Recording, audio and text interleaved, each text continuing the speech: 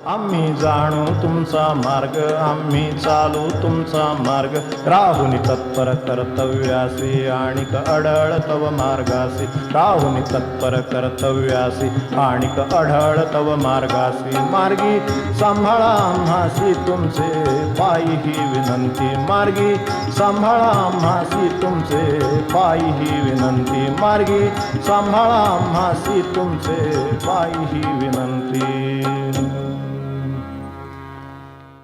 सर्वजण प्रपंचाच्या परीक्षेला बसलेले विद्यार्थी होते यात मला शंका वाटत नाही. आपल्याला काय वाटत असेल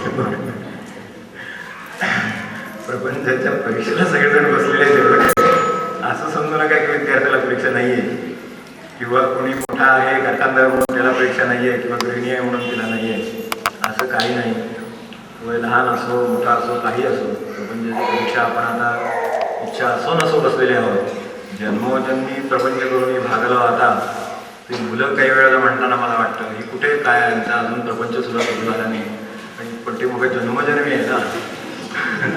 प्रपंच करून भागले ते अजून नाहीच आहे, ते भागतील ते व्यवस्थित रस्त्यावर नाही राहिले किंवा आपल्यासारखे गेले तर नक्की भागतील पुढे, त्यात काही शंका नाही. ते जर वेगळ्या मार्गाने गेले, महाराजांच्या मार्गाने गेले, संतांच्या मार्गाने गेले तर भागायचं काही कारण नाही. संपत प्रपंच संपत ते आधी मृत्यू पुसूनही गेले आपल्या काय आरतीत आहे ना, ते आपल्यासारखेच जन्माला आले पण मृत्यू पुसून गेले तर ते आधी प्रपंच संपत्तील एवढी आपल्याला खात्री आहे. पण आता असं वाटतं क्षणभर की आत्ता ही सुरुवात आहे, सुरुवात आहे. सुरुवात असली असं आपल्याला वाटत असलं तरी मागं त्याच्या काय आहे ते माहिती नाही म्हणून जन्माला, नाही तर जन्माला चालू असतो सगळंच संपलं असतं आणि मोकळे झालो असतो त्यातून, तर तसं नाही आहे. त्यामुळे ही परीक्षा दिल्यासारखं आहे. ह्या परीक्षेचा एक विचित्रपणा आहे थोडासा, म्हणजे आत्माचा खरं विषय असं मला वेगळा आहे तरी सुद्धा परीक्षेचा एक विचित्रपणा आहे. इतर परीक्षांचं असं असतं ना, ह्या परीक्षेचं प्रमाण उत्तीर्णांचं प्रमाण अत्यंत थोडं आहे.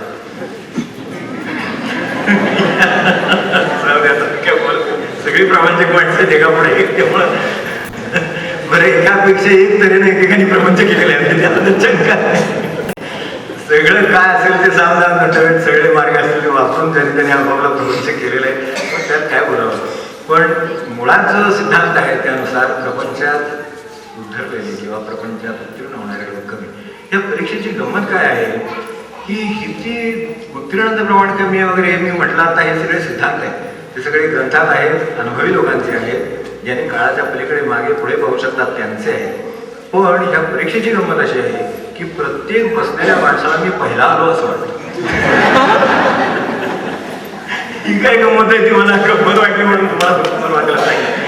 ही प्रपंचाची गंमत अशी आहे ह्या परीक्षेत पाहायला आलोय असं प्रथम श्रेणी वगैरे सोडा, आपण पहिले आलो. एखाद्या माणसाला विचारून भावी कसं काय तुम्ही हे केलं तर तो लगेच कसं कसं केलं ते आतापर्यंत सगळं एवढं सांगेल की जणू काय त्या गावात काय कुठं त्याला राज्यात तोड पाणी भेटणं आहे असं वाटावं, अशी ह्या प्रपंचाची परिस्थिती आहे. किती काळजी घेतली, काय केलं काय नाही. तर हे सगळी अवस्था आहे. आता मला खरं आठवण आधी मुळात झाली होती इथं बसलो तेव्हा की जिथं where we left we should pick up, जिथे आपण सोडलं तिथे उचललं पाहिजे खरं. तर 9व्या दिंडीला जी माणसं होती त्यांना आठवत असेल, 9व्या दिंडीला अगदी सुरुवात तिथं होती आणि अगदी शेवट तिथं होता. ते दोन मुद्दे माझ्या डोळ्यासमोर येतात, जे नसतील त्यांच्यासाठी सुद्धा महत्त्वाचेच आहेत, जे असतील त्यांना तर ते माहीतच आहे, फक्त त्यांची कदाचित उजळणी होत असेल. तर कुठून आपण हे सगळं शिकावं याविषयी आपण त्या दिंडीच्या सुरुवातीच्या सेशनमध्ये बोलतो. हे सगळं शिकायचं कुठून, संतांच्याकडून शिकायचं, चरित्रातून शिकायचं, हे बरोबर आहे. एक मार्ग आहे, असे 5 मार्ग सांगितले होते शिकण्याचे. तर ते आपल्यासमोर असतील कदाचित, तर ते 5 मार्ग सांगितले होते. त्यातला सर्वात शेवटचा जो मार्ग आहे त्याच्याबद्दल आज बघायचा आहे. हा एक भाग झाला म्हणजे जिथे आपण सोडलं आहे. आणि अगदी सगळ्यात शेवटी त्यावेळेला आपण असंही म्हटलं होतं की महाराजांच्या कृपेनं आज हे सगळी मंडळी एकत्र आले, जसं आजही आहे की त्यांच्या कृपेने आणि इच्छेनुसार त्यांना द्यायला न्यायचं होतं की माणसं आपण सर्व एकत्र आलेले आहेत. तर मला ते मात्र शंका नाही, ज्याला त्यांना न्यायचं नसेल त्यांना त्यांनी आणलेलं नाही, त्याची इच्छा असते तो नाव नोंदवू दे, काय वाटलं ते करू. आणि ज्यांनी काही नाव नोंदवलं नाही काही नाही तो सुद्धा 10,000 आहे याची मला खात्री आहे. कारण का तर त्यांना न्यायचं आहे त्याला, असं आपण समजू. तशा पद्धतीचेच त्यावेळेला आपलं शेवटचं म्हणणं होतं की हे सगळं त्यांच्या कृपेने एकत्र आलेले आहे. पुढच्या वर्षी येतील काही आपल्याला माहिती नाही आणि खरोखरच तसंही झालं. पुढच्या वर्षी काही दिंडी तिथून निघाली नाही, दुष्काळाचा विषय निघाला आणि तिथून आपल्याला थांबावं लागलं, पुढे प्रकृतीचा निघाला म्हणून थांबावं लागलं, असं काही झालं. तर त्यावेळेला आपण सगळ्यात शेवटचा जो विषय बोललो होतो, तर त्यावेळेला आपण महाराजांच्या त्या पत्राचा रेफरन्स केला होता ब्रह्मानंदाच्या. त्यात अशा 3 गोष्टी महाराजांनी 2-2 वेळा 3-3 वेळा लिहिल्या आणि ते पत्र त्यांच्या हस्ताक्षरात उपलब्ध आहे, आपल्याला माहितीच आहे. तर ते जागा जागा जागा, वागा वागा वागा आणि जरूर जरूर जरूर, आपला जिथे गरवी लेफ्ट तिथून आपण सुरुवात केली तर लक्षात येईल की आपण कुठे होतो. तर 2 साली ज्यावेळेला विषय दिंडी संपली तर त्यावेळेला आपण शेवटच्या निरूपणामध्ये इथे होतो की जागा झालं पाहिजे, प्रत्यक्ष वागलं पाहिजे. आणि ह्याची अत्यंतिक गरज आहे आपल्या भाषेमध्ये, जागा वागा आणि जरूर. आणि ते 3-3 वेळा महाराजांनी लिहिले की जागा जागा जागा, वागा वागा वागा, जरूर जरूर जरूर. कुठेतरी जागा राहून प्रत्यक्ष वागला तर त्याची अत्यंतिक गरज आहे. नाहीतर ही प्रबंधाची परीक्षा मी आलो आहे पहिल्या ह्याच्यात भ्रमातच शेवटपर्यंत मनुष्य जायचं.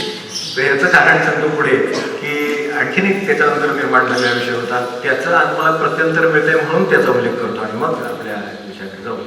की त्यावेळेलाही आपण दुष्काळाची परिस्थिती पाहिली, आपल्याला हे शक्य नाही चालणं आणि हे सगळे वाटेत इतकी परिस्थिती होती. इथेच सगळीकडे छावण्या होत्या, आपल्याला त्यावेळेला माहिती असतील. आम्ही स्वतः इथे येऊन बघूनही गेलो होतो की काढू नये दिंडी, महाराजांची इच्छा दिसते असं त्यावेळेला वाटलं. ते त्यावेळेला प्रत्यक्ष येऊन सगळं बघून गेलो होतो. गावकऱ्यांचं उत्तम सहकार्य होतं, याविषयी आजही शंका नाही त्यांची. त्यातूनही अगदी टँकर सुद्धा पुरू म्हणून त्यांनी सांगितलं होतं. पण इथं जनावरं सगळी बाहेर कशा अवस्थेत होती, माणसांची परिस्थिती काय होती, हे प्रत्यक्ष आपण त्यावेळेला चित्र पाहिलं असेल. त्या पार्श्वभूमीवर आपण ठरवलं होतं तेव्हा हे सध्या नको यावर्षी असं ठरवताना एक सहज प्रस्ताव महाराजांसमोर म्हणजे संतांच्या समोर ठेवलेला होता की कदाचित असं होऊ शकेल, या मार्गाने आपल्याला जायची संधी नसेल तरी वाहनाने आपण समाधीची ठिकाणं, सत्पुरुषांची ठिकाणं, जिथे उपासना घडली आहे तशी ठिकाणं, अशा ठिकाणी आपण जसं आपल्याला प्रस्ताव केलेला, आपल्याला कदाचित जे 2 सालीच्या 3 सालच्या काळात असतील त्या दिंडीच्या दरम्यानी, तर तो प्रस्ताव त्यांनी मंजूर केला असं मला वाटतं. आणि त्याचा योग हा आला. त्याचा एक छोटासा त्यांनी ट्रायल पहिली नारिंगेची दिली, तो रामही आपल्याबरोबर हजर आहे आणि स्वतः संतही सगळे हजर आहे. तर एवढी संतांची मांदियाळी बरोबर येणार होती, तिची त्यांनी पायाभरणी तेव्हा केली असेल असं मला ते वाटत. ते दुष्काळ वाटत नाही मला तो. ह्या पुढच्या येणाऱ्या सुकाळाची त्यांनी त्यावेळेला आपल्याला ती मुहूर्तमेढ घालून दिली होती आणि ती 3 सालातली आज या साली 7 साली खरी ठरली. तर ह्याचाही उल्लेख करावा असं मला वाटतं. आता वेळ आपल्याला मर्यादित आहे.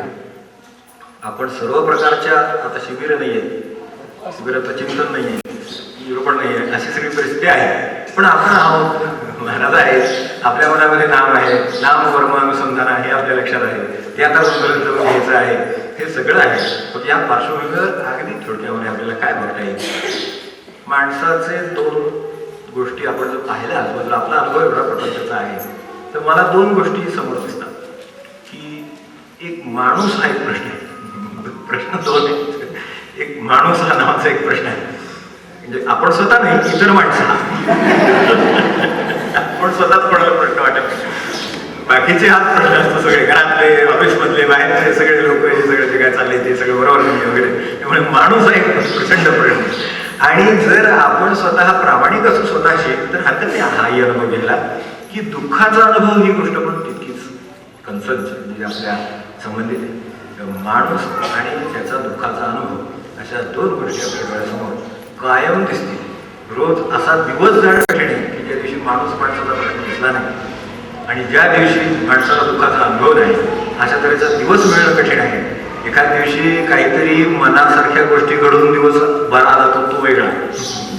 तेव्हा त्यात सुखाचा आणि आनंदाचा फरक केला पाहिजे.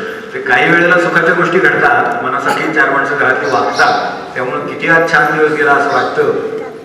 पण ते केवळ ती मनासारखी वागली यामुळे गेलेले असतात. त्याला आनंद समजायचं काहीच कारण नाही, समाधान समजायचं काहीच कारण नाही, कारण ती क्षणात मनाकडून वागली की सगळं बिघडणार आहे, आपल्याला माहिती आहे. तर हा जर आपला प्रपंचाचा अनुभव आहे तर 2 गोष्टी आपल्याला आढळून येतील. एक माणसाच्या दुःखाचा प्रश्न आहे, माणूस हा एक प्रश्न आहे, त्याला देणं दुःखाचा अनुभव हा अगदी गंभीर प्रश्न आहे. तो कुठे त्याचे सगळे प्रयत्न चाललेले आहेत, आपापल्या परीनं ते सोडवायचं चाललेलं आहे. एवढे पंथ आहेत, एवढे हे आहेत, ते सगळे आपापल्या परीनं हे सोडवायचा प्रयत्न करत आहेत. 2 गोष्टी, माणसाचं काहीतरी सोडवलं पाहिजे आणि दुसरं हे दुःखाचं काहीतरी सोडवलं पाहिजे. ज्याचे त्याचे आपापले मार्ग आहेत, कारण परिषदापासून सगळे मार्ग आहेत. तर ह्या 2 प्रश्नांच्या बाबतीत विरोधाभास काय आहे म्हणजे तो लक्षात घ्यायचा आणि मग आपल्या पुढच्या तपशिलात जायचं. तो विरोधाभास आहे याच्यामध्ये की माणूस हा प्रश्न ही गोष्ट खरी आहे, पण सृष्टीचा माणूस हा प्रश्न नाही, सृष्टीचं माणूस हे उत्तर आहे. आपण पहा विचार करू की सृष्टीच्या दृष्टीने आपण काल आता सृष्टीचं पाहिलं तर तिच्या दृष्टीने हे नवल हे माणसाचं म्हणतो, म्हणजे तिच्या सुद्धा निर्मितीबद्दल तिला नवल वाटावं अशी परिस्थिती. आपल्या एखादं आपण काम करतो, एखाद्या वेळेला आपल्या कल्पनेत येणार नाही एवढं काम माणसाकडून होऊन जातं. एखादं साधं स्वयंपाक केलं तरी माणसाला वाटतं, एखाद्या म्हटलं की अरे काय झालंय, त्याला असं वाटतं अरे माझी नाही होत एवढी, पण कसं झालं कोण वाटतं, कसं काय झालं कोण वाटतं. साधे चित्रकाराला वाटेल, कोणाला वाटेल, कवीला वाटेल, आपापल्या पर्यंत त्याचं त्याला वाटेल, गाणाऱ्याला वाटेल. हे सगळं आपल्या सुद्धा हे नवलाची गोष्ट आहे, आपण स्वतः केली पण तरी ती नवलाची गोष्ट आहे. म्हणून माणसा नवल आहे, हे माझ्यातले नवल हे असं तिला वाटतं. आणि तुझ्या श्रेष्ठत्वाविषयी मला शंका नाही असं ती म्हणते, असं आपण सृष्टी संदेशात पाहिलं. द्रुपदाच्या दृष्टीने आपण ते पाहतो, कारण तो वळण्यासारखा आणि सतत येणारा विचार आहे. तेव्हा सृष्टीच्या दृष्टीने विचार केला तर माणूस हे उत्तर हा प्रश्न नाही, आपल्याला तर माणूस हा प्रश्न दिसतो. हा एक मोठा विरोधाभास आहे, तो आपण सुरुवातीला लक्षात घेतलं तर बरोबर. दुसरं काय आहे, जे दुःखाचा अनुभव आहे आपण म्हणतो तो जवळजवळ सगळ्यांना आहे, त्याबद्दल काही शंका नाही. पण त्यातही विरोधाभास असा आहे की सृष्टीच्या दृष्टीने जसं प्रश्न नसून उत्तर आहे, तसं संतांच्या दृष्टीने दुःखाचा अनुभवच नाही असं त्यांचं म्हणणं आहे. त्यांचं म्हणणं असं आहे की सुखाचा अनुभव हा भ्रम आहे असं त्यांचं म्हणणं आहे. म्हणजे आता कुणाकडे शिकायचे त्यांच्या भाषेत शिकलं पाहिजे, त्याला विलाज. तर दुःखाचा अनुभव आपल्याला आहे, पण दुःखाचा अनुभव हा त्यांच्या दृष्टीनं अनुभव नाही, हा भ्रम आहे असं त्यांचं म्हणणं आहे. दुःख नाहीच आहे ते म्हणतात, तुम्हाला कुठनं वाटतंय असं, म्हणजे याचा अर्थ मला वाटते प्रत्यक्षात ते नाही असं त्यांचं म्हणणं आहे. याच्यात आता जी मध्ये दरी राहिली ती भरून कशी काढायची एवढा प्रश्न आहे. आपल्याला थोडेच गप्पा मारायचे, आज काही जास्त काही तपशिलात जायचं नाही, पण हे दोनच गोष्टी आहेत की हे सोडवण्याचेच प्रयत्न प्रत्येकाने केले. आता त्या सगळ्या प्रयत्नांचा आढावा आपण घ्यावा का तर नको, तर ते शक्य नाही आपल्याला आणि न संपणारही काम आहे. आणि पुन्हा असं आहे, प्रत्येक प्रयत्नामध्ये आपल्याला चूक बरोबर आढळेल. आपल्याला मागे मी सांगितलं की मला माहित नाही, चित्रकाराची गोष्ट होती, त्यांनी आपलं चित्र टाकून ठेवलं चौकामध्ये, फार सुंदर चित्र काढलं आणि चौकामध्ये टाकलं. आणि त्यांनी अशी सूचना लिहिली की बाबा हे जे चित्र आहे याच्यामध्ये कोणाला काही सुधारणा सुचवायची असतील तर त्यांनी त्या ठिकाणी खुली करावी आणि मला सुचवा की इथे हे असं झाड पाहिजे, असं पाहिजे, तसं पाहिजे. असं आदर्श होण्यासाठी काय करता येईल म्हणून त्यांनी ते चित्र अडकवलं होतं. अशी गोष्ट सांगतात. तर ते चित्र अडकवलं होतं. संध्याकाळी जेव्हा ते चित्र न्यायला आला तोपर्यंत सर्व चित्र फुल्याने भरून गेले होते. चित्रावर जागाच नाही, त्यांनी केलेल्या कामात कुठे जागाच नाही, सगळीकडे फुल्याच फुल्या. जो येईल तो सूचना वाचते फुली करतो, तो सूचना वाटतं कोणाला वाटतं हे झाड बरोबर नाही, कोणाला वाटते पान बरोबर नाही, कोणी म्हणतो माणूस बरोबर नाही, कोणी हे नाही ते नाही असतात. दुसऱ्या दिवशी त्यांनी हा विचार केला की काहीतरी थोडंसं आपलं चुकले, आपण जरा थोडासा प्रयत्न वेगळा करूया. दुसऱ्या दिवशी पुन्हा त्यांनी त्याचं उत्तम चित्र नेऊन असंच चौकामध्ये लावलं, खाली लिहिलं की जिथे कुठे चुकलंय असं वाटतंय तिथे दुरुस्त करून त्यांनी द्या. दुसऱ्या दिवशी संध्याकाळी आला त्यावेळेला चित्र तसंच होतं. चित्रावर एकही खूण नव्हती, कसलीही खूण चित्रावर नव्हती कुठली, आणि कुणीही ते सुधारलं नव्हतं. कारण ते शक्य नाही आहे. निर्माण करणं ही जी गोष्ट आहे ती एक स्वतंत्र प्रतिभेचा विषय आहे. आणि संत किंवा हे महात्मे ज्या वेळेला एखादा बंध निर्माण करतात त्यावेळेला त्या सत्यापर्यंत ते पोचलेले असतात, तिथून आलेलं आकलन असतं. आपल्याला कुठल्याही ग्रंथामध्ये असं आहे इथे थोडं चुकतं, इथे चुकतं, इथे व्हायला पाहिजे, इथे व्हायला पाहिजे, या खोल्या आहेत नसते आपल्या. आपल्याला चित्र काढायला सांगितलं तर फार कठीण आहे. त्यामुळे आपण त्यात शिरावं का तर माझ्या मते त्यात काही पडण्यात अर्थ नाही. आपण चित्र निर्माण करायचं असेल तर करूया. ते संतांचं काय आहे चित्र ते आपण बघूया, ते साधं सोपं काढूया, आपल्याला जमेल असं करूया. हे जर जमत असेल तर ते कुणाकडे जमेल तर ते पुन्हा महाराजांकडे जमेल, आपण तिकडेच निघाल. फक्त वाहनाने जातोय आणि शेवटच्या दिंडीत म्हटलं तसं आपला कोरडं बदलण्याची काही सोय नाहीये. सातारा गोंदवले एवढाच कोरडं केलाय, गोंदवले सातारा असं काही केलेलं नाही, पण प्रवास तर करावा लागणार आहे. आणि खरी परीक्षा तिथंच आहे. सातारा गोंदवले ते महाराजांकडे जायचंय, त्यामुळे ते कसं खेचून देतात आणि काय करतात ती मजा असते. आणि चित्ताचा कसा पालट होतो, सगळा आनंद कसा असतो. परत निघताना ते म्हणतात आता तू सांभाळ, काय जे घेतलंस ते तू सांभाळ. आता ते कसं सांभाळणारा प्रश्न आहे. आणि म्हणूनच नेहमी या परतीच्या मार्गाचे प्रश्न असतात, जातानाचे प्रश्न नसतात. ते त्यांच्याकडे जायचं आहे, मग तिथून मार्ग शिकायचा, पण तो त्यांच्याकडे शिकायचा. का शिकायचा? आपण जे सुरुवातीला म्हटलं की माणूस हा प्रश्न आहे आणि दुःखाचा अनुभव हे त्यांचं म्हणणं हा भ्रम आहे. याचं कारण असं महाराज स्वतः असं म्हणतात की संतांनी समाधानाचा शोध लावलेला आहे. आपल्याला प्रवचनात वाक्य वाट असेल, संतांनी समाधानाचा शोध लावलेला आहे, त्याला ते सापडलेलं आहे. आपल्याकडे भौतिकदृष्ट्या कितीही प्रगत कोणतीही व्यक्ती असली तरी समाधानाचा शोध लावला याची गॅरंटी ते देत नाही. ते म्हणेल आज बरं वाटते, सुखसोयी आहे, चार वस्तू आहेत, माणसं आहेत, काय पैसा असेल, ते मोठ्या मोठ्या इस्टेटी असतील, सगळं असेल, पण याची गॅरंटी नाही. त्यामुळे हे आहे तोपर्यंत सगळं ठीक आहे, पण बाकी मला समाधान म्हणाल तर जे कशावरही अवलंबून नाही अशा समाधानाबद्दल ते बोलतात, ते माझ्याकडे आहे याची गॅरंटी देत नाही. ते संत गॅरंटी देतात. ते असं म्हणतात की संतांनी समाधानाचा शोध लावला आहे, महाराजांचं म्हणणं आहे, आणि त्याकडे जायचा मार्ग जर असेल तर तो त्यांच्याकडूनच आपल्याला शिकावा लागेल. म्हणून आपण त्यांच्याकडे जाऊन हे सगळं शिकू.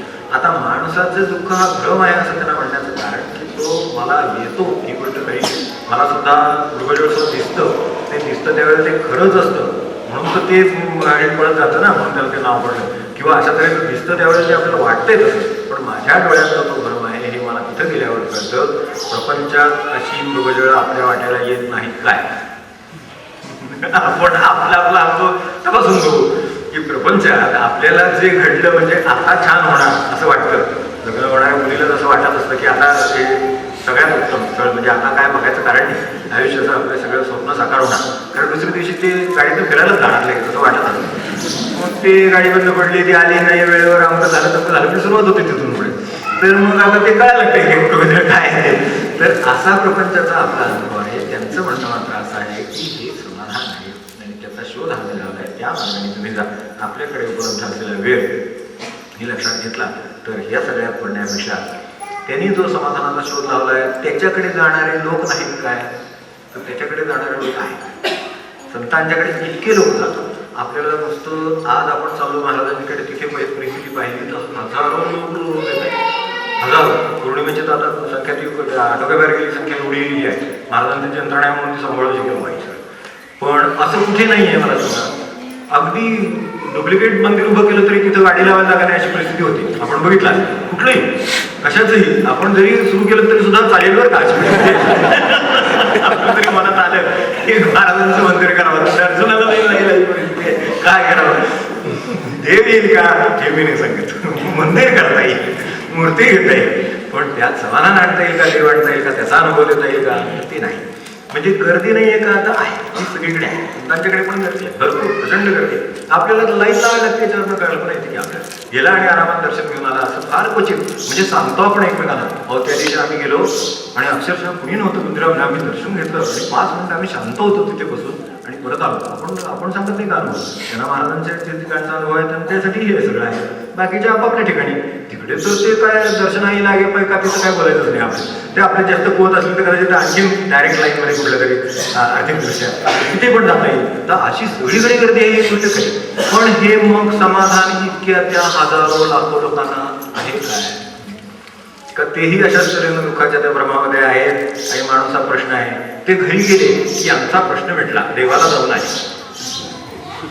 म्हणजे आपला मी तुमच्यामधून बोलतो, यांच्यामधूनही तेच असेल, काय फार मोठा फरक असणार नाही की हे बोलतोच जाऊन आले, हे बाबा काय आणखी कुठल्या देवाला जाऊन आले, हे स्वामींच्याकडे जाऊन आले, आमच्याकडे जाऊन आले. आता यांचा कुठलाही प्रश्न घरामध्ये आनंद आहे सगळा एकदम. त्यांच्या पुरता यांना असेल का नाही ती गोष्ट वेगळी, पण त्यांच्या पुरता तरी त्यांना असं वाटेल. असा तऱ्हेचं ते जे समाधान बोलतात ते आपल्याला अनुभवायचं का नाही असं करणं भाग आहे. नाही तर मग आपण वारंवार जात राहिलो नसतो. परत एकदा जर माणूस बरा झाला तर ते डॉक्टरकडे किती लोक असतील जाणार आहेत मला सांगा. क्षणभर आपण विचार करूया की बरा झालो ह्याच्यानंतर डॉक्टरकडे दर आठवड्याला जाणार आहे, दररोज जाणार आहे किंवा सकाळ संध्याकाळी जाणार आहे, असे किती पेशंट्स असतील ते सांगू शकतील मला वाटतं. डॉक्टर सोबत बरेच आहेत. जर त्यांचं एकदा जर बरं झालं तर तो पुन्हा बरं नसल्यावरच भेटतो. आपण सुद्धा बरं नसल्यावरच पुन्हा भेटायला जातो. तर ते आपलं बरं नाही ते प्रकरण वेगळं असतं, तर ते बरं होणंही तसलंच असतं. सगळंच खेळात नाही. बरं झालं म्हणजे काय, बरं होतं ते बरं झालं म्हणून म्हणजे काय, समजा कोणासारखी वागत होती वागायला लागली, समजा काय बरं होत नव्हतं ते झालं, समजा उद्या ते गळायला गेले की महाराजांकडे जायचंच आहे आपल्याला परत. तेव्हा अशा आपल्या गोष्ट आहे. तर जे काय आहे ते असं आहे, पण असं नका खोटं का होईना पण समाधान समजा मिळत असेल तरी सुद्धा ते इतपतच आहे की ते सुद्धा टिकवू नये.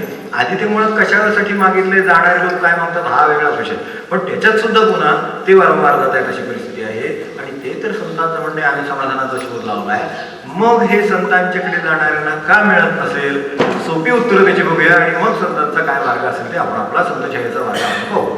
तर यासाठी संतांच्याकडे जाणारी जी मंडळी आहे त्याच्यात महाराजांनी कारण सांगून ठेवले ते आधी सांगतो, तर ते महत्वाचं आहे. महाराज म्हणले की आपण औषध घेतो पण पोटात जाऊ देत नाही. आता हे प्रकरण कठीण आहे की आपण औषध घेतो पण पोटात जाऊ देत नाही. आता मला सांगा गुण कुठून आणायचं? आज जर समजा डॉक्टरकडे गेलं आणि जर समजा त्याने गोळी दिली, काय गोळी दिली आणि ह्याने बिचाराने घेतली पण टोकून टाकली, समजा टाकून दिली किंवा घेतलीच नाही, घरी गेल्यावर घरी गेला आणि पुन्हा लावत तसंच होतंय मला, ते तसंच होणार कारण ते पोटात गेलं नाही, त्याचं काही पुढं झालं नाही तर त्याचं तसंच राहायचं. तर तसंच राहतं आपलं त्यावेळेला काय होत असेल हे महाराजांनी सांगितलं. म्हणजे आता इथं अगदी जन्मापासून लहानपणापासून गेलेले लोक असतात, कुठल्याही संतांच्याकडे जा, कुठलं असं अमुक असं बंधन काही नाही, ते सगळे समाधान द्यायलाच बसलेले आहेत. पण असं का होतं तर ते महाराज म्हणतात तसं ते पोटात जाऊ देत नसतील, एक गोष्ट शक्य आहे. दुसरी गोष्ट काय की संतांच्याकडे जायचं तर तोंड संतांच्याकडे लागतं, तर ते नसेल तोंड म्हणण्यामुळे मला त्या शिवानंद स्वामी होते ते गोष्ट सांगायचे, ते आठवण शिवानंद होते ना, ते आपल्याला माहिती असते. तर ते गोष्ट सांगायच्या त्या राजपुत्राच्या त्या घोडे येतं, तो घोडा अत्यंत अबलख आणि वडिलांनी त्याच्या बादशाहाने त्या काळात 10,000 किमतीला घेतलेला घोडा, की जो नजर ठरणारी माणसं झाला होता, तर तो थैथयाट करायला लागला, त्याच्याकडे दाखवायला लागला, थैथयाट करायला, आणि त्याच्यावर स्वार होणं ही गोष्ट दूरच राहील. यांची जी सगळी मंडळी होती ती सगळी थकली, त्याच्याकडे बघूनच कोणाला धाडस झाल्यावर पुढे जायचं. आणि हा राजपुत्र जो आला तो म्हणाला मी याच्यावर बसलो नाही दे, आणि एक काही सेकंदामध्ये तो त्याच्यावर बसला आणि स्वार होऊन दौडून मारून आला. तेव्हा त्यांनी त्याला विचारले की आम्ही इथे एवढे जुने बसलेले आहोत किंवा आम्ही यातले एवढे तज्ञ आहोत, तर हे काय आहे, तू कसं काय जाऊन आला?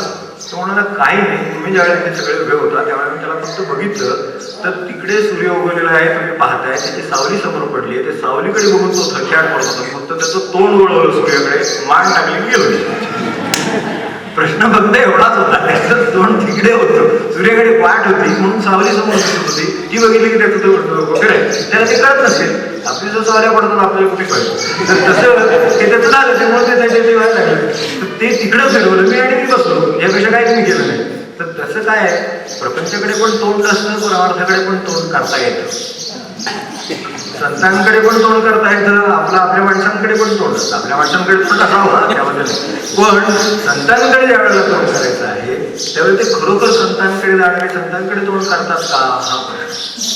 तेव्हा आपलं तोंड प्रपंचाकडेच असतं म्हणून संतांच्याकडे असल्यासारखं वाटलं तरी फरक पडत नाही. हे फरक पडत नाही याची कारण होते म्हणून फरक का पडत नाही तर ते तोंड संतांच्याकडे नसतं, ते प्रपंचाकडे असतं. आपल्याला असं वाटतं की मी चाललोय, मी अनेक वेळेला गेलो की काय 50 पौर्णिमा झाल्या किंवा 1 वर्ष अनुग्रह झाले वगैरे वगैरे, आपल्याला वाटतं की अनेक असतात सांगण्याच्या गोष्टी, तर तशा त्यामध्ये आपली खूप सिनियरिटी आली वगैरे असं तर वाटतं काही लोकांना, काय सांगायचं सिनियरिटी वगैरे असते मला माहित नसतं.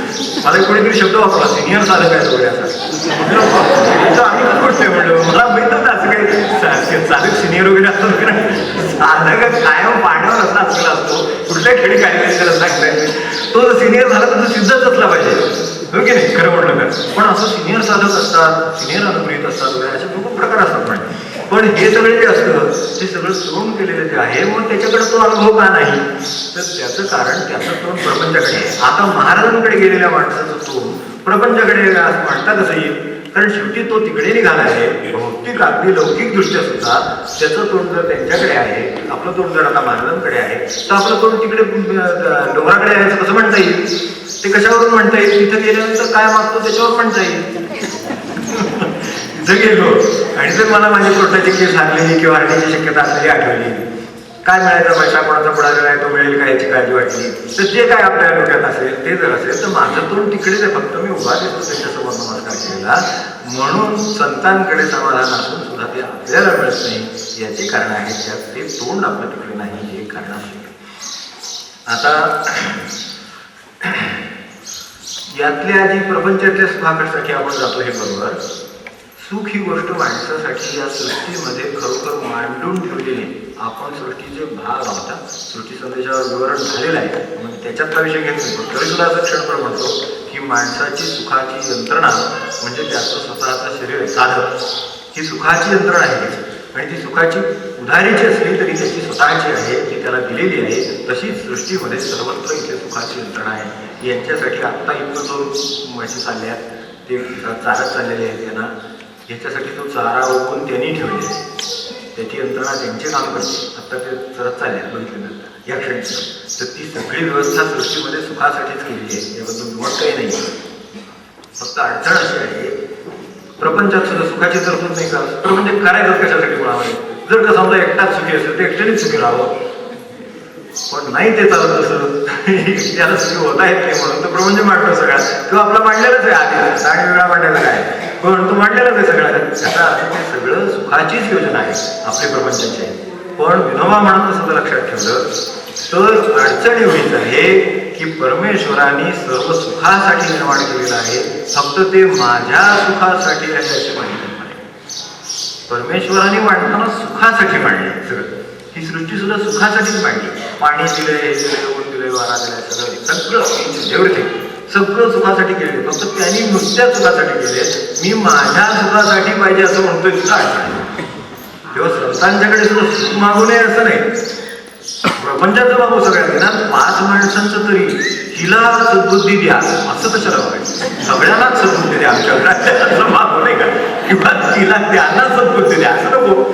सद्बुद्धी सर्वांसाठी आहे ना, काय जे असेल मागायचं ते सुखाचं आहे, ते सर्वांसाठी आहे. पण आमची अडचण अशी आहे की ते माझ्यासाठी पाहिजे अशी अडचण. मिठाई पुरी की पुरी चाहिए असं जेव्हा मिठाई तो बनानी है, जो बनाई गई है वो चीज खाने के लिए है, आपके सुख के लिए है असं म्हणायचं. ती आपल्या सुखासाठी आपल्याला आस्वादाचा आनंद मिळावा म्हणून केलेली आहे. सृष्टीमध्ये आस्वादाचा आनंद मिळावा, 5 मिनिटं बसा आपलं चित्तवृत्ती पडलेलं आहे, इतकं सृष्टीमध्ये आनंदाचं सुखाचं ठेवलेलं आहे. ते सर्व त्यासाठीच आहे. फक्त माझं असं म्हणणं आहे ते फक्त मीच बघणार असं माझं म्हणणं आहे. ती मिठाई आहे पण ती मीच खाणार असं त्याचं म्हणणं आहे. ती साध्या प्रपंचाचा विचार केला तर ती 5 माणसांची, 5ांचं प्रपंच ना म्हणून दोघांचं असलं तर दोघांची समजा, काय 10 जणांचं असलं 10 जणांची समजा, पण ती 10 जणांची आहे हे नाही. वाटण्याची वेळ ती माणसाला त्यावर कळतं की कोणाच्या सुखाचं आहे. त्यातले त्यात समजा एखाद्याने विचारलं की हे आपल्या वाटण्या वगैरे आपण कशाला ते आपण त्या विषयात पडायचं, ते आपण आपल्या आहेत डोक्यामध्ये. तर यात समजा जर असं वाटलं की समजा बाकीच्यांनी सगळ्यांनी काय नको मला हे 5 जण असं होतच नाही आधी मुळामध्ये. 5 जण जर भाऊ असतील आणि 100 एकर जमीन असले कशाला 20-20 मागणार ते. तर त्यात जर समजा असा निघाला की हे सगळ्यांच्या सुखाचं जे असेल ते का असं जर म्हणले तर त्या बाकीच्यांना नुसत्या ह्या कल्पनेला सुद्धा आनंद होईल असं मला वाटतं. म्हणजे आता ते त्या योग्यतेचे नाही, आमचं आम्हाला बंधन मिळवलंच पाहिजे, त्याच्याशिवाय मिळणारच नाही वगैरे वगैरे ते सोडा क्षणभर, ते आपले सगळे पुढचे लॉजिक तयार आहे. पण क्षणभर असा विचार करू की ते 5 जण आहेत आणि ती काय जण 100 एकर आहे, तर ती त्यांना वाटायची आहे तर पुरी की पुरी मुझे चाहिए अशी परिस्थिती आहे. त्यात उरलेल्याने जर म्हटलं की तू एकटाच 100 एकर घे तर त्यांना काय देऊ आणि पाय देऊ की काय असं वाटेल, अक्षरशः पाणी प्यावं का काय वाटेल, इतकी माणसाची तयारी आहे. आणि त्याच्या स्वतःकडनं त्याची तयारी म्हटलं तर त्याची स्वतःची नाही, तो म्हणतो निदान माझ्या हिस्स्याचं तरी मला मिळालं पाहिजे इथपर्यंत त्याची तयारी आहे. आता हे काय आहे, पुरी की पुरी मुझे असं झालेलं आहे. म्हणजे विनोबाचं एक पुढे उदाहरण देत ते आपल्यासमोर असू दे की साधं म्हणाले विचार करून बघा, आपल्या खोलीमध्ये सुद्धा परमेश्वराला श्वास घेण्यासाठी हवा ठेवलेली आहे. एखादा जर म्हणाला सर्व दार खिडक्या बंद करून मी खोलीत बसून राहणार, खोलीत ते हवेचं एवढंसं एक कण सुद्धा बाहेर नोंद करणार, तर त्या माणसाची अवस्था काय होईल. दार खिडक्या उघड्या टाका, तुम्हाला अनंत हस्ताने मोकळं वारं आणि स्वच्छ शुद्ध हवा आली. तसं माणसाला करता येणार नाही काय असं संत म्हणतात.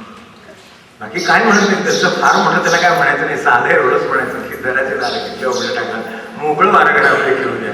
जर तुम्ही असं स्वतःच बंद करून घेतलं म्हणजे की आज मनाला चाहते की मेरे सुखी योजना हो, घरामध्ये सुद्धा आपलं काम समजा जर अडलं तर लगेच त्रास वाटतो की समजा आपल्याला एखादी वस्तू आहे आणि ती मागितली आणि समजा नाही मिळाली तर अस्वस्थ जायचं. ते कसं चाललं पाहिजे, ऑर्डर सुटली की पुरी झाली पाहिजे, ऑर्डर सुटली की पुरी झाली पाहिजे असं. आता अशा 10 ऑर्डर सुटले तरी 11वी ऑर्डर आहे जोपर्यंत, त्यामुळे मग ते टाकतात काय करणार, कारण शेवटी सुखी योजना सब केली आहे हो, असं नाही का. त्यांची एखादी ऑर्डर सुटली तर ती पण ऐकायला पाहिजे. तर असं काहीतरी सुखाची गडबड झालेली म्हणून संतांच्याकडे जातो पण स्वतः सुख मानतो म्हणून ते काही मिळत नाही अशी एक अडचण आहे. आणि दुसरं एक आहे अगदी फायनल, वेळ कमी फायनल सांगायचं झालं तर काय सांगू, आपल्याला ख्रिस्ताचं माहिती असतं. त्यांनी त्या कमांडमेंट्स वगैरे दिल्या, त्या झाल्या 10 झाल्या वगैरे काय असेल ते हिशोब आपल्याला माहिती नाही. तर सगळ्यात शेवटी त्यांनी ज्या वेळेला देह ठेवला म्हणजे सुळावर जायला लागलं आपल्याला माहिती नाही. तर त्याला ज्या वेळेला सुळावर जावं लागलं त्या दिवसाच्या आदल्या दिवशी, उद्या आता ह्याला अंतकाळात, तेव्हा आदल्या दिवशी जवळचे जे शिष्य होते ज्यांना त्या काळात प्रायव्हेट मिनिस्ट्री म्हणले, प्रायव्हेट मिनिस्ट्री, संतांचे सच्शिष्य, अगदी सच्शिष्य शब्द मी जरा जपून वापरतो, पण तरी सुद्धा जवळचे शिष्य म्हणून सांगतात. सच्शिष्य म्हणजे जरा घोटाळा आहे, पण जवळचे शिष्य म्हणून वापरतो. जवळचे शिष्य आहेत त्यांना सर्वांना त्यांनी एकत्र केलं आणि त्यांना सगळ्यांना नमस्कार केला, त्यांचे पाय धुतले सगळ्यांचे आणि त्यांना नमस्कार करून सांगितलं की आजपर्यंत तुम्ही माझे शिष्य होतो, उद्यापासून तुम्ही माझे शिष्य नाही, तुम्ही माझे मित्र आहात. फक्त आता माझी एकच फक्त अपेक्षा आहे तुमच्याकडून, love one another as I am love. तुम्ही निदान मी तुमच्यावर जेवढं प्रेम केलेलं आहे तसं तुम्ही एकमेकांच्यावर करा. हे संतांना शेवटच्या दिवशी सांगायची वेळ येते महाराजांच्या चरित्रामध्ये.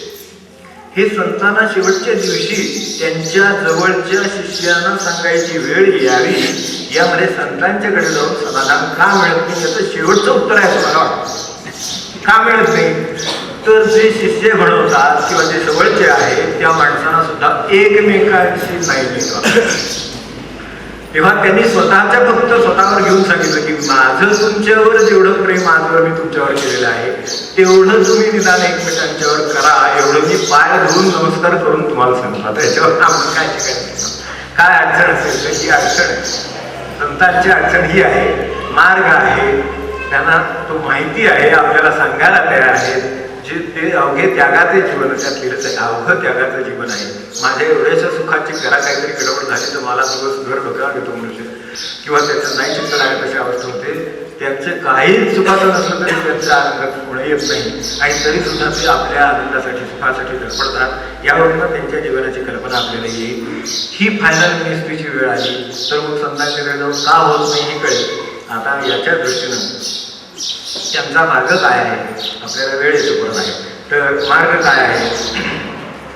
मार्ग एकच आहे सर्वात महत्वाचा महाराजांच्या पद्धतीने जायचं तर, की आज तरी माझी कल्पना अशी आहे, आपण साधं सुखाचं घेऊया, ते समाधानाकडे जायचं आहे. सुखाचं घेऊनच आपल्याला कळेल म्हणून सुखाचं घ्यायचं. कुणीतरी मला देईल ही माझी समजूत आहे. बाकीचे नीट वागले तर घरामध्ये आनंद राहील, घरामध्ये शांतता राहील, समाधान राहील असं वाटते. कुणीतरी कसल्याही बाबतीत असं कुणीतरी ते मला देणार आहे ही माझी जी ठाम समजूत आहे. तसं संतांचं म्हणणं नाही. समाधान हे कुणीतरी मला देणार या समजुतीचा फोलपणा आपण, हा संतांच्याकडे समाधान शिकण्याचा पहिला धडा आहे की ते कुणी मला देणार नाही. वस्तुस्थितीतलं वाटेल ते बदललं तरी आज सुखाच होईल, पण ते वाटेल ते बदललेलं पुन्हा वाटेल ते बदलेल. आज मनासारखं वागला तर तो उद्या मनाविरुद्ध वागेल, म्हणजे पुन्हा आलं. म्हणजे हे अशी परिस्थिती त्या सुखाची आहे. हे लक्षात ठेवलं तर मला जे समाधान आहे ते ह्या कोणाकडूनही मिळणार नाही, ते माझ्याचकडून मला मिळेल. खरं सांगायचं तर चैतन्यात्मक तुझी जो होती प्रेमळ संगती हेच खरं. तर तशी खरी विशेष संगती आपल्याला असून ती आपल्याला सापडत नाही, ती कशी मिळवावी हे संतांच्याकडून शिकावं. यासाठी दुसरा कोणी मला ते देणार आहे या समजुतीचा त्याग साध्या भाषेचा, दुसरा कोणी मला समाधान देईल ही कल्पनाच नको. आज त्या कल्पनेशिवाय आपल्याकडे काही नाही. दुसरा कोणीतरी देणार म्हणून मी वाट पाहतोय, दुसरा कोणी देणार नाही, मीच ते मिळवणार आहे अशी परिस्थिती आहे. आणि मीच म्हणजे दुसऱ्याला काही करून त्याच्या बदलायला लावून मिळवणार नाही, मला बदलून ते मिळेल. समाधान कुठे मिळेल तर पहिले दोन धडे, एक ते दुसरा कोणी देणार नाही याची खात्री होईल, दुसरा काही मला समाधान देऊ शकत नाही, ते मिळणार नाही याची खात्री. आणि दुसरी गोष्ट म्हणजे ते मीच मिळवणार आहे, ते मीला मला बदलून मला समाधान मिळेल. यासाठी आपल्याला या सगळ्या चिंतनाची आणि ह्या आत्ताच्या या सेशनची गरज आहे. तर ती गरज पुरी करण्यासाठी आणि थोडासा चिंतनाचाही भाग त्याच्यात यावा म्हणून आणि सारांश काहीतरी आपल्यासमोर असावा म्हणून संतांचा आपण संतशाळेत अडचण तिथे काय आहे की आपण काय करतो हे माणसाला सांगता येत नाही. आपण नक्की काय मार्ग चालू इच्छितो हे सांगता येत नाही. गेलं की आनंद होतो ही गोष्ट काही, गेलं की महाराज आनंद देतात. ते भजन असलं तरी आनंदात असतो, मौन असलं तरी आनंदात असतो, योग असला तरी आनंदात असतो, चिंतन चालू असलं शिबिर असलं तरी आनंदात असतो. पण मार्ग काय आहे, त्याचं निश्चित स्वरूप काय आहे हे नाही सांगता येत. ते काहीतरी सांगता यावं म्हणून आपल्या डोळ्यासमोर हा संतांचा मार्ग जो संतशाहीमध्ये चालू इच्छितो त्यातला हा साधन मार्ग आपल्यासमोर केलेला आहे. त्याची पार्श्वभूमी आपल्याला समजली. त्यामध्ये जर स्वतः दुसरा कोणी देणार नाही, मीच जर ते मिळवणार आहे, तर त्याच्यासाठी माझा विचार मला पहिल्यांदा करावा पाहिजे. कारण दुसरा कोणी देणार नाही. आता दुसऱ्याचा विचार नाही केला तरी चालेल. तो बदलला, तो शांत झाला, त्याचा राग अपमान कमी झाला वगैरे वगैरे, ते सगळं सोडून देणार आपल्याला. त्यांच्यात आमूलाग्र बदल घडला म्हणजे मग काहीतरी सुखाचं वगैरे ते सोडून झालं. आता प्रश्न आपलाच आहे. आपल्याला बदलायला आपल्याला स्वतःचाच विचार करायचा. म्हणजे दोन अंग आपल्याला स्वतः आहेत. एक आपलं बाह्यांग आहे, एक अंतरंग आहे. दोन बाजूला विचार करावा लागेल. बाह्यांगासाठी काहीतरी करावं लागेल आणि अंतरंगासाठी काहीतरी करावं लागेल. हे म्हणून सार म्हणून आपल्यासमोर फक्त ठेवलेलं आहे. कारण तपशील तर चक्की नाही, पण निदान सार तरी समोर. तर या काय आपल्याला करता येणे शक्य आहे की स्वतःचा जर आपल्याला बदल साधता आला तर हे होणार, हे ठरलं. स्वतःचा बदल बाह्यांगाने साधता येईल, स्वतःचा बदल अंतरंगाने साधता येईल, समाधान अंतरंगात मिळेल यात शंका. तर हे दोन्ही बाजूनी बदल घडवायचे म्हणजे शेवटचं आपलं उद्दिष्ट हे स्वतःला परिवर्तन करण्याचं आहे, स्वतःला बदलण्याचं आहे. आणि जर संतांच्याकडे गेला तर परिस्थितीमध्ये पाहिलं तर आपली परिस्थिती फार उत्तम आहे असं म्हणावं वाटेल अशी संतांची परिस्थिती आहे. ती तब्येतीने असू दे, आजारपणाने असू दे, त्यांच्या घरचे ते मुलं बाळाने असू दे, आणि काय सगळं झालं काय झाले, काय अडचणी पाहिल्या, अगदी गोष्ट आहेत, नाना तरी अडचणी, हे सगळ्यातून ते वावरले आणि ते तसे अगदी उत्तम आनंदामध्ये म्हणजे खऱ्या आनंदामध्ये आहे असं दिसतं. याचा अर्थ बाहेरच्यावर अवलंबून नाही, त्यांनी काहीतरी स्वतःच परिवर्तन साधलं म्हणून ते आनंदामध्ये होते. महाराजांचे लौकिकदृष्ट्या प्रपंच उत्तम होता म्हणून ते महाराज नाही, त्यांनी जे स्वतःला बदललं त्यातून ते महाराज आहे. ते 12व्या वर्षी बदलले हे म्हणून सांगितले, जन्मोजन्मी प्रपंच करूनही भाग आला होता म्हणून त्यांना 10व्या वर्षी बुद्धी होऊ शकते. म्हणून समर्थांना तिथेच बुद्धी होऊ शकते की निघा आपण एकदम अशी त्यांची तयारी होऊ शकते. आपली काही एवढी तयारी कठीण आहे म्हणून ठीक आहे, पण तरी सुद्धा निदान स्वजन घेऊन तरी बरोबर त्यांना आपली तयारी झाली तरी खूप चालेल. पण मुद्दामून त्यांना बदलण्याचा नाही, स्वतःला बदलण्याचा एवढं नाही. यासाठी दोन उद्दिष्ट समोर असतात. स्वतःला बदलण्यामध्ये आपण काय करू शकतो तर एक तर भगवंताच्या योजनेसाठी स्वतःला उत्तमात उत्तम घडवत आहे, हे एक दृष्टिकोन आपला असतो. भगवंताची काहीतरी योजना आहे. या सृष्टीमध्ये सुद्धा हे सगळं उगवतंय आवडतंय काय जे सगळं चाललं ह्याच्यामध्ये योजना आहे, व्यवस्थित सगळं चाललेलं आहे. फक्त आय एम अनफिट, मला जे सगळीकडे डिसऑर्डर दिसते त्याचं कारण मी त्याच्यात बरोबर परफेक्ट होऊ शकत नाही अशी अडचण आहे.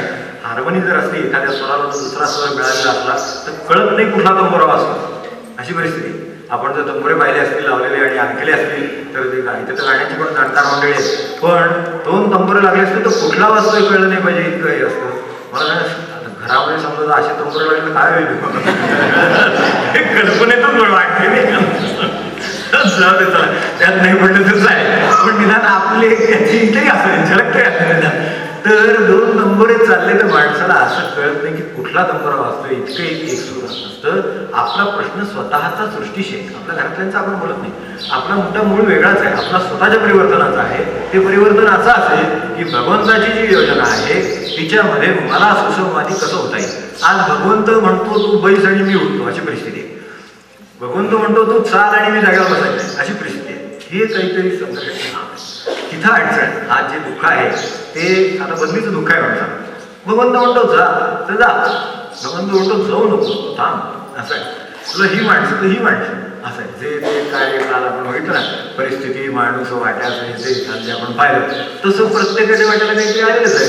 त्याच्या घरादारापासून आईवडिलांच्या पासून जवळलेल्या माणसांपासून सगळं आलेलं आहे त्याच्याबरोबर. तर ते जे आलेलं आहे ती भगवंताची योजना आहे असं समजून मला काय करता येईल तर भगवंताच्या योजनेसाठी स्वतःला उत्तम घडवता येईल. यांना घडवायचं नाही, स्वतःला उत्तम घडवता येईल. वारंवार ते सांगावं लागतं कारण त्याची आधी कल्पना जास्त डोक्यात येते म्हणून. तर भगवंताच्या योजनेसाठी मला सर्वात उत्तम घडवता येईल स्वतः. आणि दुसरं त्याची जी दुसरी बाजू मला समाजाची आहे म्हणजे त्यात अगदी कुटुंबापासून बाकी सगळे आहेत. तर हे सगळी जी माणसं आहेत त्यांच्या योजनेसाठी जमेल तेवढं चांगलं होत आहे. आपली मर्यादा ओळखून राहिलं जमेल तेवढं चांगलं होत आहे. कारण हे खुल्या मारण्याचं काम आहे तसं आहे. तेव्हा सगळ्यांच्या अपेक्षेनं तर कोणीच वागू शकणार नाही. इतके महापुरुष होऊन गेले त्यांना काही सगळ्यांच्या मनासारखं वागता आला असं तरीच शक्य झाले नाही, ते होणार पण नाही. म्हणजे तो आपल्याला आदर्श म्हणून नाही घेणार. आपल्याला एवढं ठेवते की त्यातल्या त्यात चांगला आता कायदा करतो तर कायद्यातलं जास्तीत जास्त मी पाळेल, जास्तीत जास्त तो त्याचा अंमल करेल. किंवा काय एक व्यवस्था असेल, धर्म व्यवस्था असेल, काय पंथाची व्यवस्था असेल, काय असेल, ती जास्तीत जास्त चांगलं म्हणजे जे बाजूचं आहे समाजाचं आहे त्याच्यासाठी, त्याच्या योजनेसाठी मी जास्तीत जास्त स्वतःला घडवू शकेन एवढ्या 2 गोष्टी करता येते. एक, भगवंताच्या योजनेसाठी उत्तमात उत्तम का, तर तिथे अडचणच नाही आहे. बाकीच्या सगळ्या ठिकाणी अडचणी आहेत, कारण संस्था आहेत, त्यांचे तरा आहेत, त्यांचे ते प्रकार आहेत, त्यांच्यामध्ये माणसं आहेत, त्यांचे ते काही सगळे बदललेले नाहीत, ते काय भगवंताच्या योजनेप्रमाणे असतील असं नाही, काय जे चालले ते चालले. तर त्यानुसार मला काय करता येईल ते जास्तीत जास्त चांगलं होतं. पण इकडे मात्र उत्तमात उत्तम होत आहे, म्हणजे भगवंताला दुसरा भगवंत हवा थोडक्यात, म्हणजे आपल्या उपाय म्हणून तर तो खरा करता खरा तुझं कळेल तो देव कोण, तिथपर्यंत जाता येते माणसाला आणि ते स्वतः होता येतं. हे दृष्टीनं 2 मदत आपल्याला. याला आता काय करता येईल तर बाह्यांग काही करता येईल आणि आपल्याला अंतरंगाने काय करता येईल. बाह्यांग काय आहे त्याच्यामध्ये अगदी लहान मुलं पण आहेत. आपल्याला असं वाटेल की हे परिचित शब्द आहेत, पण परिचित शब्दाला काहीतरी जोड आहे, तेवढी आपण फक्त बघूया. शब्द परिचित असले तरी जोड थोडीशी आपल्याला त्याची लक्षात घेतली तर बरोबर. तर आपल्याला एक साधनेचा अष्टांग मार्ग इथं होता येईल. त्याचं शेवटचं अंग हे स्वतःचं परिवर्तन आहे. अगदी सर्वात पहिलं अंग मागे एकदा कृतज्ञतेवर मी बोललोय, पण त्यातली कृतज्ञतेने माणसाची स्वतःला बदलण्याची सुरुवात होते. या पार्श्वभूमीने आज मी कृतज्ञता आपल्यासमोर ठेवतो की सर्वात पहिला मार्ग काय असू शकेल तर कृतज्ञता हा मार्ग सर्वात पहिला असतो. आज सुद्धा जगामध्ये दुःख आहे. आज समजा आता आपण पाहता मोठी झाली, जवळ कार्य झाली, ती आपल्या मनासारखी वागत नाही, हे आता आपल्याला माहिती. तर असा अनुभव अगदी 100 काय 95 90 काय असेल त्याला 50. तर आता थोडक्यात म्हणजे त्यांना मी त्यांच्यासाठी काय केलं याची जाणीव नाही असं सर्वसाधारणपणे म्हणतो. त्या जाणीवेनं सुरुवात होते. क्षणभर आपण मुलांच्याकडून विचार करूया की त्यांना जर त्यांनी त्यांच्यासाठी काय केले याची जाणीव असेल तर पुढची कृती आपोआप होईल. तो सगळं वडिलांच्या तालावर नाचायला लागेल असं नव्हे, काय गरज नाही त्याची. वेगळे वडील म्हणजे मी खाली म्हणत नाही की ते महापुरुषातून सत्पुरुष आदर्शातून तिथेच आपल्याला त्याप्रमाणे घडायचे असं नव्हे, पण एक नक्की की त्याला जाणीव आहे, ती जाणीव दिसेल त्याच्याकडून. म्हणून कृतज्ञतेची स्वतःला बदलायला सुरुवात करायची असेल तर ती सुरुवात कृतज्ञतेने सुरुवात होऊ शकते. कृत काय आहे याची ज्याला म्हणजे जाणतो तो. आता ह्याच्यात कृतज्ञतेमध्ये शब्द जरी एकच असला आणि तो आपल्याला चिरपरिचित असला आणि थोडासा गुळगुळीतही असला तरी सुद्धा तो व्यापक आहे एवढं लक्षात ठेवू की कुठल्याही स्वतःला बदलाची सुरुवात ही कृतज्ञतेने होते एवढं लक्षात ठेवलं तरी चालेल. त्यासाठी कृतज्ञतेला मला मी कुणाकडून काय काय आजपर्यंत मिळवलं आहे. आपल्याकडे ऋणस्मरण मला सकाळी म्हटले असेल, काली कदाचित आज म्हणजे सकाळी. तर माता पिता स्वजन परिवार सारा एकपासून आपण सगळं म्हणतो. प्रत्येक घटकाकडून मी काहीतरी घेतलेले त्याशिवाय मी उभाच राहणं शक्य नाही. त्या घटकासाठी मी काय केले हा कृतीचा प्रश्न आहे. प्रत्येक घटकाकडून घेतलेले एवढे तर आहेतच आहेत. आजोबांपासून असेल, त्यांच्या बडोबांपासून असेल, त्यांनी काहीतरी करून ठेवलेले आहे, त्याच्यावर आज माझी ही बुद्धी होती असं आपण म्हणतो. तर इथपासून कुठलेही घटक घ्या आपण, सर्व प्रकारचे घटक त्या ऋणस्मरणमालेमध्ये आलेले, तर ती कृतज्ञतेची जाणीव, ती जाणीव निर्माण झाली तरी कृतीची काहीतरी शक्यता. घरात सुद्धा हे मोठ्यांचं सोडा, पण घरातली माणसं एकमेकांसाठी काय करीत असतात याची कल्पना खरोखर त्याच माणसाला असते असं मला वाटतं. पत्नी ती त्या पतीसाठी काय करीत असते याची कल्पना खरोखर पत्नीलाच असते असं मला तरी स्वतःला वाटतं. तो जर इतका तादात्म्य असेल तरच त्याला कळेल की हिने काय स्वभावाला मुरड घातली, काय केलं, कोणत्या क्षणी आपल्यासाठी काय केलं याची जाणीव केव्हा होईल. तादात्म्य असेल तर होईल. हीच कदाचित त्यांच्याबद्दलही असते. कोणाबद्दल काय हा प्रश्न नाही. प्रश्न एवढाच आहे की काहीतरी माणसाला म्हणून तिथे यावं लागतं, स्वतःला मुळावं लागतं, तेव्हाच या गोष्टी जुळतील, नाहीतर हे गोष्टी तर जुळणारच नाही. तेव्हा ती जी काही मोडलेलं आहे त्यांनी स्वतःला बदलले त्याची मी जाणीव ठेवते.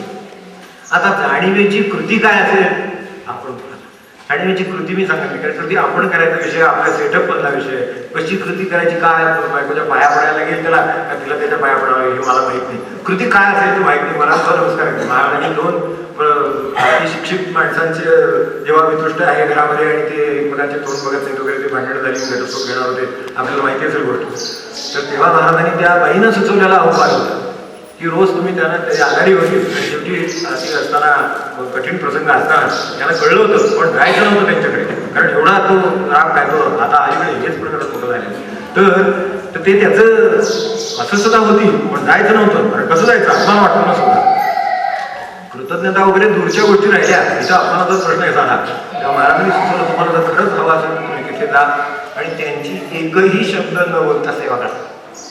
एकही शब्द न बोलता फक्त सेवा करा, एवढंच सांगितलं महाराजांनी. आणि त्यांचा शब्द म्हणून ते केला. संतांचा शब्द ऐकलेला वाया जाणं शक्य होईल. तो काहीतरी घडवेल तर चांगलंच घडवेल. तेव्हा त्याच्यावरतीच त्यांनी त्या पतीची सेवा केली की ज्याचं तोंड सुद्धा काय करायची इथपर्यंत निर्धार आलेली कोणाकडे झालेली माणसं. पण पत्नीने जाऊन त्यांची सेवा केली आणि शेवटी दगडाला सुद्धा तिथं पालन होतो. आज निसर्गामध्ये बघतो आपण. शेवटी त्या म्हणाले ना त्यांना, शेवटी ते ग्रस्त होते आणि काहीही बोलले नाही. काय झालं, मी काय सेवेला आहे का, मला काय गरज आहे का, तुम्ही आजपर्यंत सेवा करा, मला माहिती आहे, आमकं तमकं ते सगळं नाही का. पण महाराजांनी सांगितलेलं ऐकलं आणि त्यानुसार केलं. एवढं एकच फक्त की काहीतरी कर्तव्याची जाणीव कुठंतरी त्यांनी कृती करायला लावली त्याला. आणि तेवढी केल्याचा परिणाम एवढा झाला की शेवटी निम्म्या जेव्हा त्याचे दिवस सेवेचे झाले तेव्हा ते होऊन स्वतः एक दिवशी त्यांच्या डोळ्याला पाणी आलं. या बाईला मी एवढा त्रास दिलेला आहे. पण ती बाई येऊन म्हणजे तेव्हा त्यांनी रडून तिची माफी मागितली आणि त्यांच्या आयुष्यातला तो प्रश्न कायमचा मिळाला. पुढे आणि दोघं मिळून भेटायला मार्गाकडे नंतर आलं. आता काय असेल तर थोडी जाणीव ठेवायचा प्रश्न होता, मग कृती करायचा प्रश्न होता. तेव्हा आपल्याला जर स्वतःला बदलायचं असेल तर आपल्याला सुरुवात कृतज्ञतेतून करावी लागते. त्यामध्ये कितीही घटक असले, यामध्ये कृतज्ञता शब्दाबद्दल मी बोलत होतो जाताना, तर केलेलं आपलं जे असतं ना ते कृत. आता आपण नेहमी जी कृतज्ञता म्हणतो ती नेहमी लोकांनी आपल्यासाठी काय केले त्याची जाणीव याचा अर्थ आपण कृतज्ञता असतो. पण आपण सुद्धा काय काय करून ठेवलं आहे याची जर आपल्याला जाणीव नसेल तर निदान मला जाणीव नाही एवढं तरी पहा. मी ज्या अर्थी जन्माला आलो त्यावरती काही ते करून आलो ना, मला कळत सगळं मी किती काय काय करून बसलोय त्याची तरी पुढे जाणीव आहे.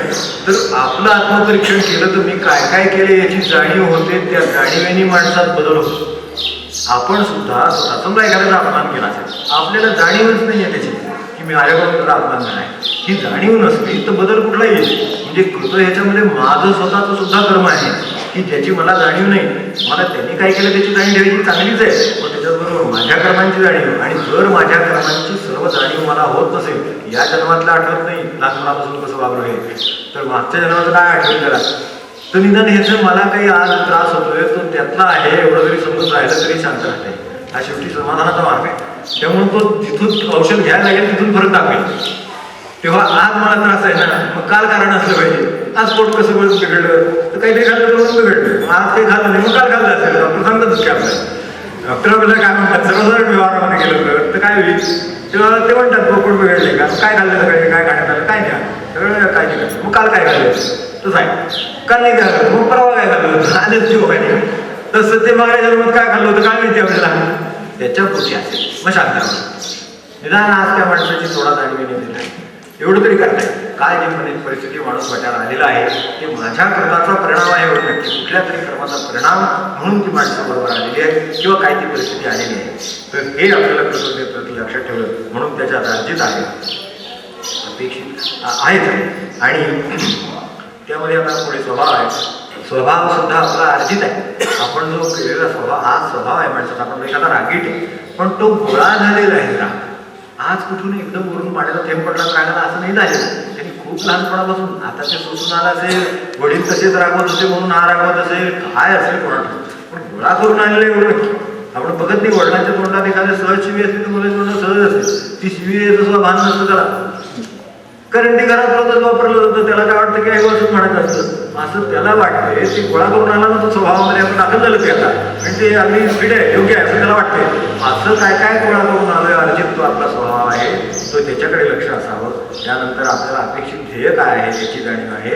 आणि नंतर मग स्वतंत्रपणे मला कृती करता येण्याचं सामर्थ्य आहे.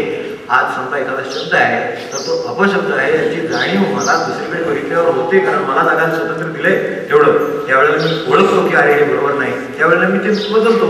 तर हे बदलण्यासाठी मी जे करतो तेवढं स्वातंत्र्य मला आहे. आता ही सर्व कृतज्ञता ही देहाला लागून राहील, स्वजनाला लागून राहील, परिस्थितीला लागून राहील, शास्त्राला लागून राहील, सत्तेला लागून राहील, भाषेला लागून राहील, संस्कृतीला लागून राहील, गुरुला कुठं लागून राहणार नाही. आपण क्षणभर विचार करू काय माझे आहे ते त्यासाठीच आहे की कुठल्या बाबतीत मी असं आहे की जिथे मी स्वतंत्र आहे. श्वासात नाही स्वातंत्र्य माणसाचं नाही गेला म्हणजे एक विषयात म्हणजे किंवा बाहेर आला नाही म्हणते ते माणसाची इतकी त्याच्या ते काही तो पंपिंग चालवत नाही स्वतः, हे पंपिंग स्टेशन कोणतरी जातात इतकी जर त्याची अवस्था आहे तर त्याचं कशाच्या बाबतीत त्यांनी कृतज्ञ राहू नये असं मी विचारतो. असं कुठलं आहे की त्याच्याबद्दल त्याला कृतज्ञ राहण्याची गरज नाही. आज आपण इथे बसलो आहोत, कुणी बांधले, कशासाठी बांधले, आणि कधी काय त्यांचा परिणाम होता काय माहीत नाही, पण आपल्याला कृतज्ञ असणं आवश्यक आहे. कारण त्या क्षणी आपल्या डोक्याला चटके बसत नाही आहेत. हेच क्षणभर आपण तिथे असतो तर कळलं असतं की काय फरक आहे. कोण बसा ऐकायला थांबणार हो इथे, लोक म्हणले त्यापेक्षा आम्ही हात धरून जोक करतो आता सुद्धा म्हणतो. पण तरी सुद्धा ते उन्हाच्या चटक्याला ते नक्की म्हणाले असते, म्हणजे मला छपायची जाणीव मला पाहिजेच आहे. म्हणजे कशाची जाणीव नको असं मी विचारेन म्हटलं तर असं विचारलं तर आपल्या लक्षात येईल की तेही आधी न संपणारे इतकं मला जर राहायचं असेल जाणीव ठेवून तर माझ्या कृती बदलल्याच म्हणून सांगतो. जर एवढं जायचं असेल आणि याच्यासाठी अगदी संस्कृती भाषा आपल्याला कल्पना येत नाही की आपल्यावर भाषेने सुद्धा फार मोठे उपकार केले ते सांगायची गरज आता लागायला म्हणून सांगायची. भाषेची सुद्धा आपल्याकडे एवढी समृद्धी आणि वैभव आहे ज्यामध्ये ज्ञानेश्वर महाराज लिहितात, ज्यामध्ये तुकोबांचे अभंग लिहिले आहेत. त्या भाषेला आपल्याला प्रेम वाटू नये, त्याच्यासाठी मी काही करू नये किंवा त्याच्याविषयी मला काहीच वाटू नये एवढा तरी निदान साधा विचार आपण करू आणि मी काय त्याच्यासाठी करतो हे पाहू. ते इंग्लिश मिडियम वगैरे सोडून देऊ शकतो, पण निदान मी त्याच्यासाठी काय करतो एवढं तरी पाहूया की अरे ज्या भाषेत मी आज बोलतो, समजा मला बोलायला जर भाषा नसती तर मला सांगा काय माझ्या मनात सांगता आलं असतं. जसं माणसाला जीव आहे काय त्यामुळे दोन जीव एककी दान, तिचं काय खर्ची वाचेची संपत्ती ती जी आहे तसंच माझी भाषा आहे. ती आहे म्हणून मला दुःख मला काहीतरी होतं हे मी सांगतो, ते त्या माणसाला कळतं, ते माझ्या भाषेमुळे कळतंय. आनंद होतो तो व्यक्त करतो म्हणून कळतोय. तर ही याच्यासाठी भाषा आहे, तिचंही आपल्यावर ऋण आहे एवढं तरी लक्षात ठेवलं तरी चालेल. आणि ती अशी तशी नाही, एवढा मोठा त्याच्यामध्ये संतांचा इतिहासाची परंपरा आहे ती आता त्यांनी आपल्याला शिकवायची वेळ आली. आता आपल्याकडे जर्मनमधून वगैरे येतील आता लोक की हाऊ ग्रेट आर द अभंगात वगैरे असं सांगण्याला वाटलं येणार तर सुरुवात झाली आहे तिकडे. त्याच्यावर त्याच्या आता हे लागलेले वेबसाईटवर सगळे लागलेले आणि ते अभ्यास करतात आणि ते सांगतायत की मी कुठून हे घेतलं तर मी हे तुकोबांच्या अभंगातून घेतलं. अरे बापरे, आता निदान त्यांच्याकडून तरी घेतलं पाहिजे आपल्याला. आपल्याकडे गाथा घरात ते उघडायचे टाकून तर असं आपल्यावर ऋण आहे ते त्या भाषेचं आहे एवढं लक्षात ठेवतेच आहे. पुढे जाऊया सगळ्यांनी आपल्याला संपादन लागणार हे सगळं. दुसरं आहे ते स्वावलंबन आहे. स्वावलंबन हे देहाच्या रक्षणाच्या संदर्भात तर आहेच आहे. मुलं बसलीत म्हणून तिथपासून हे सर्वांना कव्हर होईल असं एकत्र आहे हा मार्ग सगळा. तर तो पहिला कृतज्ञतेपासून सुरू होतो. दुसऱ्या मार्गामध्ये स्वावलंबन आहे. त्या स्वावलंबनामध्ये देहरक्षणाचं तरी निदान माणसाने स्वावलंबी असतं त्याच्यापर्यंत तो काय कष्ट करतो. मी पैसा मिळवणे याला स्वावलंबन समजत नाही. आपल्या स्पष्ट कल्पनेसाठी सांगून ठेवतो की अनेकांना गृहिणींना असं वाटतं मी काही मिळवित नाही, मी काही मिळवित नाही, हे माझ्या दृष्टीने मिळवित नाही की याचा अर्थ ते स्वावलंबी नाही. तसं मी अजिबात समजत नाही. तो मिळवतोय ना त्याच्या दुप्पट कष्ट त्या करतात असं माझं म्हणणं नाही वाटतं. तर ती कष्ट मी करतो का नाही हा प्रश्न आहे. प्रश्न मी पैसे कधी मिळवतो हा नाही. ते पैसे मिळवून काय होतं ते बघतोय आपण. ते येत आहेत आपल्याकडे आता शांतीसाठी ते हिमालयात याच्यात ब्रह्मणांच्याकडे ना आपल्याकडे, तर ते सोडून देऊ शकतो. पण आपल्या दृष्टीनं स्वावलंबी याचा अर्थ की मला स्वतःच्या देहाच्या रक्षणासाठी लागणारे कष्ट किंवा इतरांच्या देहाच्या जवळच्या माणसांच्या रक्षणासाठी लागणारे कष्ट मी करतो का नाही एवढाच फक्त प्रश्न आहे. तो आपण सोडवला असेल, तो आहार असेल, व्यायाम असेल, विवाह असेल, मुलांतरावर लक्षात ठेवा या बाबतीत स्वावलंबी भावच हवं असेल म्हणून. कुटुंब रक्षण आहे, समाजाचं पोषण आहे किंवा साधन सामग्री आहे, गरजांची पूर्ती म्हटला आपण लक्षात ठेवलेलं बरं या बाबतीत की ही गरजांच्या पूर्तीबद्दल आपण बोलतो, चैनीच्या पूर्तीबद्दल बोलत नाही. त्यामुळे त्यासाठी लागणारं स्वावलंबन असं आपल्याला अपेक्षित आहे. तर ते स्वावलंबन होतंय का आणि चैनीवर मात करता येते का मला हे सुद्धा माझं स्वावलंबन आहे असं समजतं. एखाद्या चैनीवर माणसाला मात करता आली तर ते मी त्याचं स्वावलंबन समजतं. त्याच्या दृष्टीनं तो स्वावलंबी माणूस आहे कारण त्याला चैनीवर अवलंबून राहावं लागत नाही. तो भाकरी खाऊन आमटी भाकरी खाऊन राहू शकतो. हे त्याचं स्वावलंबन आहे असं म्हणतो. त्याला चैनीसाठी अवलंबून राहावं लागत, चैनीवर मात केलेली आहे असं. आणि यामध्येच दुसरा सर्वात महत्वाचे 2 भाग आहेत त्याच्याबद्दल जास्त सावधगिरीवर राहावा असं आपल्याला विनंती स्पष्ट करू शकतो.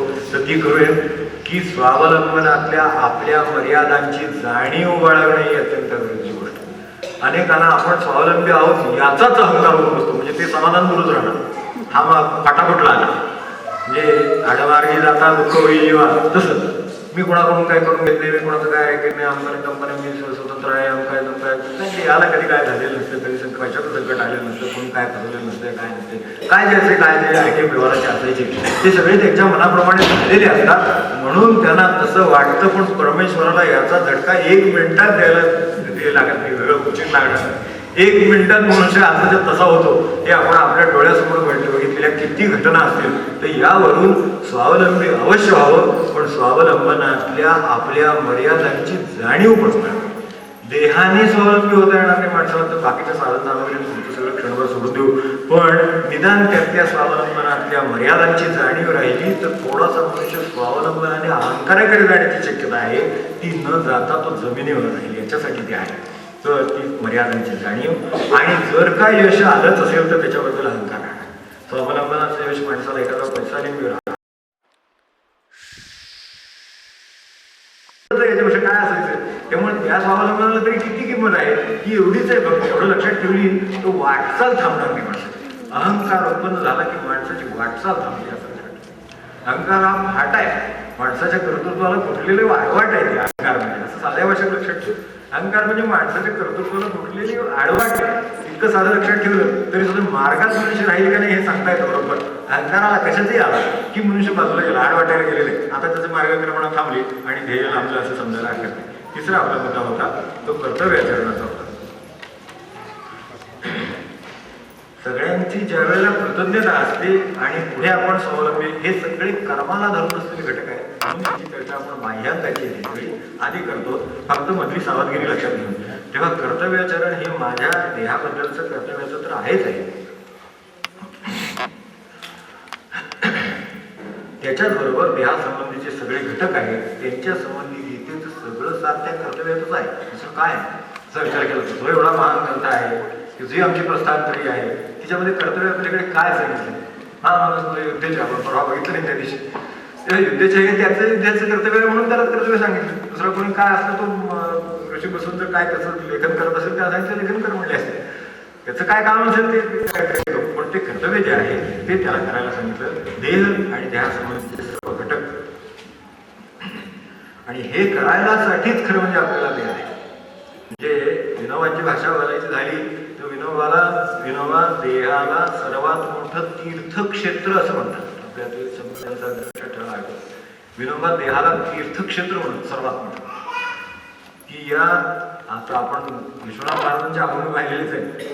तर या देहात जर मनुष्य कर्तव्याने राहील तर त्याला वेगळं काय करायची गरजच नाही. तसं इतकं त्या कर्तव्याचरणाचं महत्त्व आणि त्या सगळ्याचं त्या संदर्भातलं महत्त्व आहे. नोकरी असेल, व्यवसाय असेल, त्यातलं कर्तव्य असेल तर ते सगळं ह्या मुलांनी सगळ्यांनी करायचं आहे. म्हणून त्या सगळ्या घटनांचा उल्लेख केलेला आहे.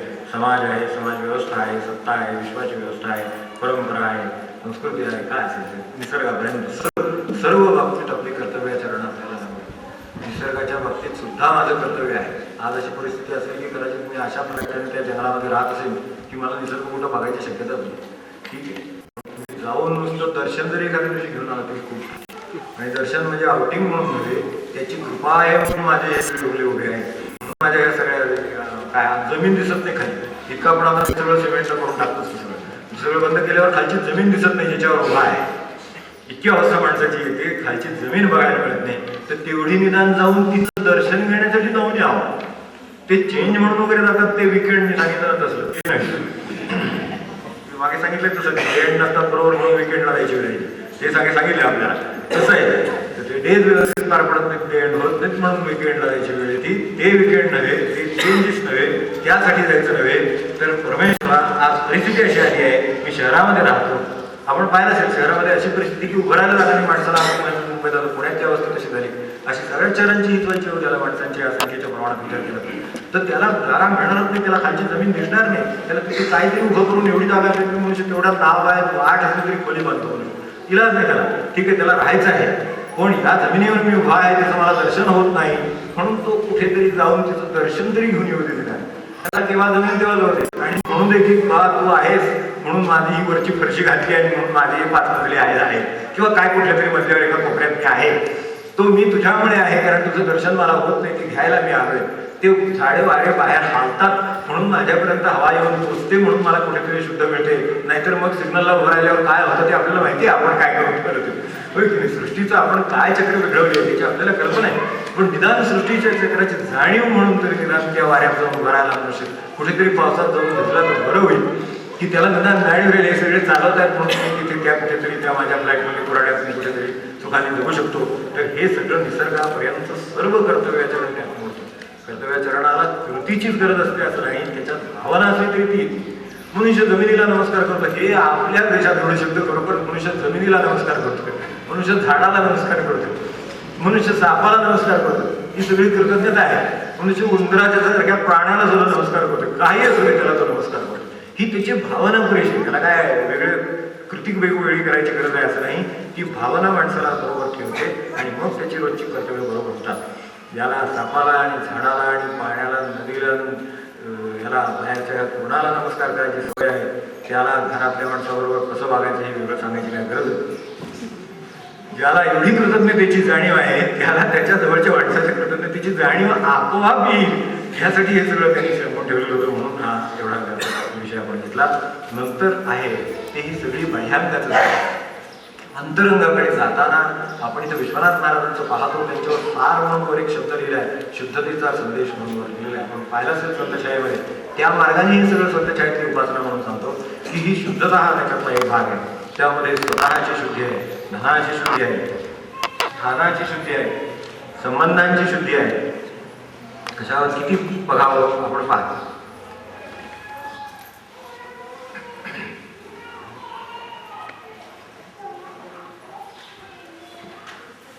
स्वशुद्धीची कल्पना निदान शारीरिक पातळीवर आपल्याला असते, म्हणून एक दिवशी आपल्याला आंघोळ नाही मिळालं तर अस्वस्थता येईल. स्वशुद्धीची एवढी तरी कल्पना आपल्याला आहे, ठीक आहे, मी म्हणतो हजी एवढं तरी निदान सांभाळ, पण त्याच्या पलीकडे स्व आहे आणि त्याची शुद्धी करायची असते. हे इथे शिकायचं किंवा संतांच्याकडे शिकायचं की त्या स्वला अंतरंग आहे, त्याच्या शुद्धतेची गरज. ज्याचे शुद्ध अंतःकरण तीर्थस्नान म्हणून ते त्याला तीर्थस्नान म्हणलं.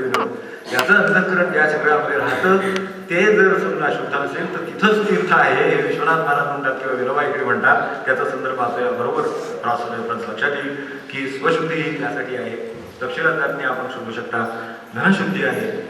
धनशुद्धी ही दानानी किमान दानानी येते, मुळात मिळवतानाच येते. खरं सांगायचं धनशुद्धी म्हणजे त्याला बिचारीला लुबाडतात तिकडे व्यापारी किंवा कोण असेल तो मनुष्य व्यवसाय करणारा, आणि मग त्यातलं तो इकडे जाऊन दानधर्म करेल. तर मुळात अर्जनातच शुद्धी लागेल. अर्जनात शुद्धी आहे आणि मग दानानं शुद्धी आहे. कारण अर्जनात सुद्धा सांगता येणार नाही, मार्केट कॉम्पिटिशन नाही का. माझ्या मागचे एक मित्र त्या धंद्यामध्ये आहे, नातेवाईक ते मला म्हणाले की तसं आम्हाला भावात कमी जास्त करता येत नाही, कारण बाकीच्याने जे भाव ठेवले त्याच्यावर राहावं लागतं. शेवटी बरोबर आहे, ती पण काय 5 रुपये कमी देतील का, काय 10 रुपये जास्त देतील का असं.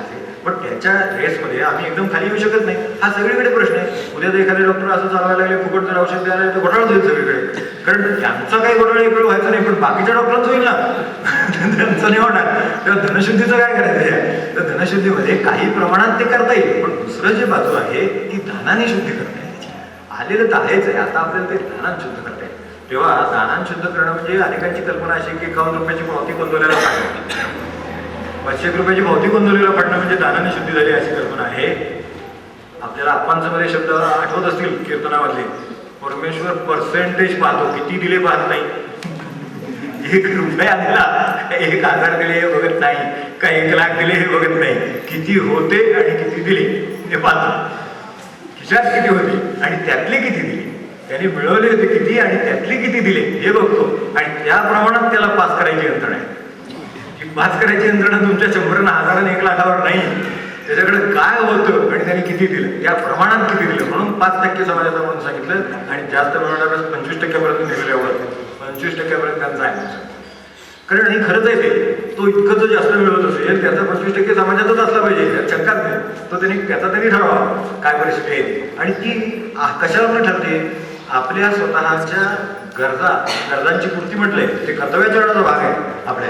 तर गरजांची पूर्ती हा जर एक गोल काढला तर त्याच्या बाहेर राहणारं काय असेल ते सगळं ते त्याचंच आहे, भगवंताचंच आहे, बरोबर.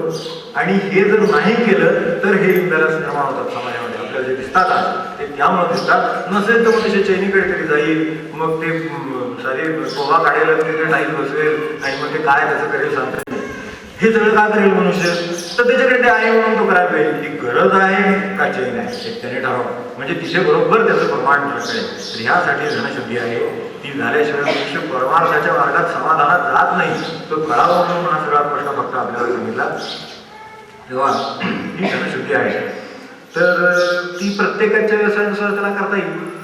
आता जर त्या पेशंटमध्ये काही नाहीच आहे तर उगाच आपलं पोट भरण्यात काही अर्थ नाही का? पेशंटमध्ये जर काही नाही आहे तर त्याला सांगितलं कोणाला म्हणतो राहावं नका, डॉक्टर म्हणजे तुला इथे बरेच आहे. पण जर काही तसे आजार असेल तर त्याला त्याचं बिल वाढवण्यात किंवा आपलं पोट भरण्यात अर्थ नाही. आपण नाही का बघतो ते की नंतर सांगतो, 15 दिवस गेल्यानंतर सांगतो की आता काय प्रयत्न केले, जिथे प्रयत्न काय केले कोणा ठेवून त्यांचे त्यांना माहिती असेल. तेव्हा आता तुम्ही आपली मनाची तयारी ठेवा. मग आता आपल्यासारखा म्हणतो आता मनाची तयारी ठेवायची तर पैसा तर राहू दे, निदान मनाची तयारी ठेवतो. मानवाची खात्री भेटतं मग आपल्याला. सगळं झाल्यावर आता मनाची तयारी ठेवा म्हणण्यापेक्षा आहे तर त्याचे निदान त्याच्या कोणाला तरी उपयोगी पडतील. तर यासाठी तरी बाजूला ठेवलं आणि म्हणेल असं करू. तेव्हा हे धनाचं प्रकरण मोठं विचित्र आहे. आणि आपल्याला कदाचित एक त्यांची गोष्ट माहिती असेल, सगळे धनाचा संबंध हा सगळ्या व्यवहाराशी आहे. आपल्या जो व्यवसाय नोकरी काय करत असेल ती आपल्याला हे नोकरीमध्ये नाही असं वाटतं का? नोकरीमध्ये मला मिळणाऱ्या जे काही पैसा आहे त्याच्या प्रमाणात मध्ये कष्ट आहेत की नाही हा मोठा प्रश्न. किती मिळतात हाही प्रश्न नाही, किती तास राबतो हाही प्रश्न नाही, त्या प्रमाणात कष्ट करतो का हा प्रश्न आहे. आणि जिथं त्याला बरोबर नसेल तिथे असमाधान बरोबर बोललेलं दिसेल. त्यामुळं हे आपण लक्षात ठेवायला हरकत नाही की ही शुद्धी व्हायची असेल तरी या सगळ्या मार्गाने होणार. नोकरीचा संबंध नाही, व्यवसायाचा संबंध नाही, कुठल्याही मार्गाने. दुसरी गोष्ट आता पुढे जातो, स्थान शुद्धी आहे. जे स्थान आहे त्याचं मूल्य मी दिलेलं आहे काय स्थान असेल, कुठे राहतो त्याचं. आता ठीक आहे, व्यवहार आहे माणसाला, तो 2 रुपये पाडून वागणारा 2 रुपये वाढवून वागणार हे सगळं खरं आहे. पण निदान त्या मार्गाने ते शुद्ध आहे काय याचा आपण विचार केला तरी आपल्याला चालेल. समजा वडिलोपार्जित काय आलंच असलं तर वडिलोपार्जित आलं आहे याची एका बाजूला जाणीव आणि दुसऱ्या बाजूला कृती एवढी केली तर वडिलोपार्जित पचत नाही, तर पचत नाही वडिलोपार्जित. तर असं लक्षात ठेवायला हरकत नाही. असा आपण विचार करू शकतो. ते वडील कर्तृत्ववान असतील किंवा आजोबा कर्तृत्ववान असतील म्हणून त्यांनी केलं असेल ते त्यांना पचलं, त्यांना समाधान झालं नाही, पण पुढच्याला होईल ना. तर त्यांनी कुठे कर्तृत्व केलंय, म्हणजे त्याला एक करावं लागेल, याची जाणीव ठेवावी लागेल आणि ती कृती करून ते बाजूला ठेवावं लागेल काय असेल ते. हे त्यांनी केलं तर त्याला ते पचतं, नाही तर मग दुःख आपल्याबरोबर घरात अगदी सोबतीला राहतात असं आपल्याला अनुभव आहे. तर आता पुढचं जाऊ दे संबंधाच्या शुद्धीचं बघा. संबंध शुद्धीमध्ये अनेक संबंधाशिवाय माणूस असतो, त्यामुळं त्या संबंध शुद्धीचं घरात तेवढं कमी आहे. आणि निदान आपण सहानुभूती किंवा काय आपण असं बघू कर्तव्यपूर्तीने, निरपेक्षतेने, दुसऱ्याच्या कल्याणाच्या कामनेने, म्हणजे कोणाला आधी द्यायची वेळ येईल, कोणाला आधी घ्यायची वेळ. व्यवहाराचा विचार देणं घेणं, व्यवहार म्हणजे देणं घेणं. त्यामुळे देणं गेली कदाचित आधी घेणं. संबंधामध्ये कसा संबंध माणसाचा येईल हे सांगता येणार. तेव्हा घ्यायचीच वेळ आधी आली तर द्यायची वेळ नंतर येणार आहे हे लक्षात ठेवलं. आणि जेवढं घेतलंय त्याच्यापेक्षा जास्त दिलंय का तर ते बरोबर सुद्धा आधी घ्यायची वेळ बरोबर उलट आहे. दुसऱ्या बरोबर द्यायचं आहे ते देताना सुद्धा आपल्याला जे घेतलेलं आहे त्याच्यापेक्षा जास्त दिलं आहे का नाही इकडे बघितलं तरी आपल्याला ते दुसरी बाजू जमणार आहे. तेव्हा ही संबंधाची शुद्धी आहे ती नसेल तर मग माणसाला समाधानाला कारण असतो. त्यातल्या त्यात पुन्हा काही विशेष प्रसंग असतात. त्यातला एक चांगला याच्यात घडलेला आश्रमातला विनोबांच्या म्हणून त्याचा उल्लेख होतो की विनोबांच्या आश्रमाच्या बाजूला मोठं वादळ झालं आणि त्याच्यामध्ये त्या काळात आंबे लागलेले अकाली पडले, थोडे पिकले नव्हते, पडले आणि शेतकऱ्याचं प्रचंड नुकसान झालं.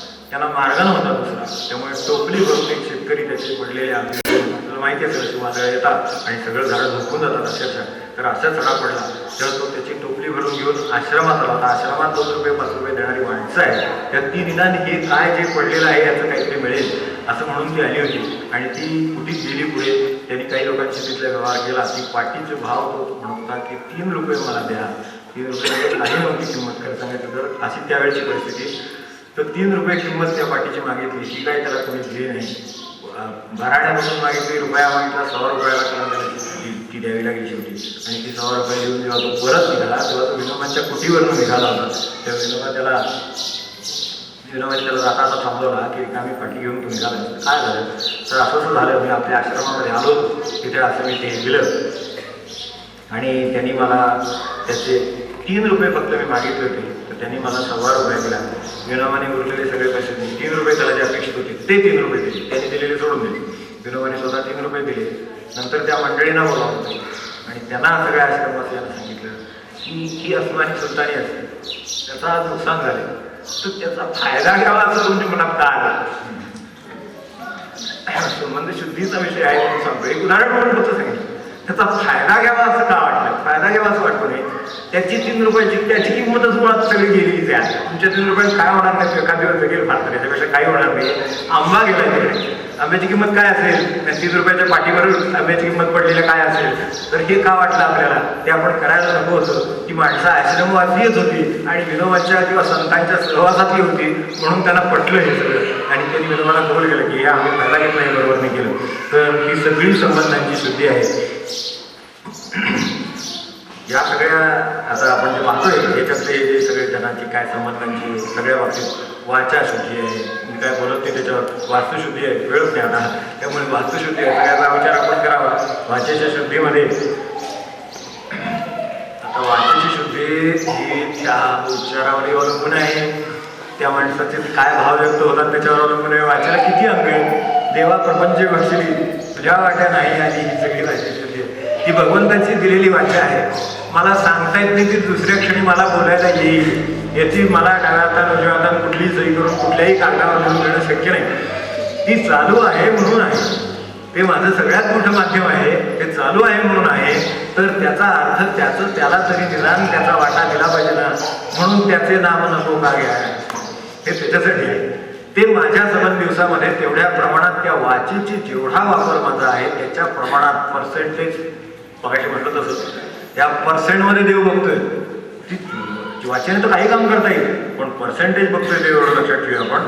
आणि ती जेवढ्या काळ वाचा बोलण्याची दिलेलं आहे आपल्याला, तर ते मौनाच्या मार्गाने असेल किंवा नामाच्या मार्गाने असेल, आपण त्याचं त्याला देऊन ते वापरतोय का.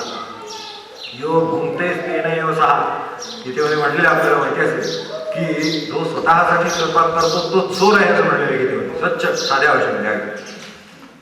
हे पचंत्यात्मकारणा, फक्त स्वतःसाठी म्हणजे स्वतःच्या कामासाठी केवळ सगळ्या वाचेचा वापर करणारा मनुष्य हा या अर्थाने. तो शब्द जरी त्यांचा असला तरी त्यांचा आहे तो म्हणून आपण घ्यायला हरकत नाही. तर माझी वाचा दुसऱ्यासाठी किती काळ काय राबली, दुसऱ्यासाठी त्याच्या हित व्हावं म्हणून किंवा भगवंतासाठी, दुसऱ्याचा सर्वात शेवट भगवंत, तेव्हा भगवंतासाठी. आता भगवंतासाठी आम्ही काय वाचा वापरणार, ती ब्रह्मानंदांसारख्यांचा तो अधिकार आहे की त्यांनी त्यांच्यासाठी वाचा वापरली, पण आपल्या निदान नामासाठी वापरता येईल. ही वाचेची शुद्धी आहे, ती आपल्याला जमली तर बरं. नाहीतर काय आहे, अलीकडे ते टॉक टाईम वगैरे मिळतात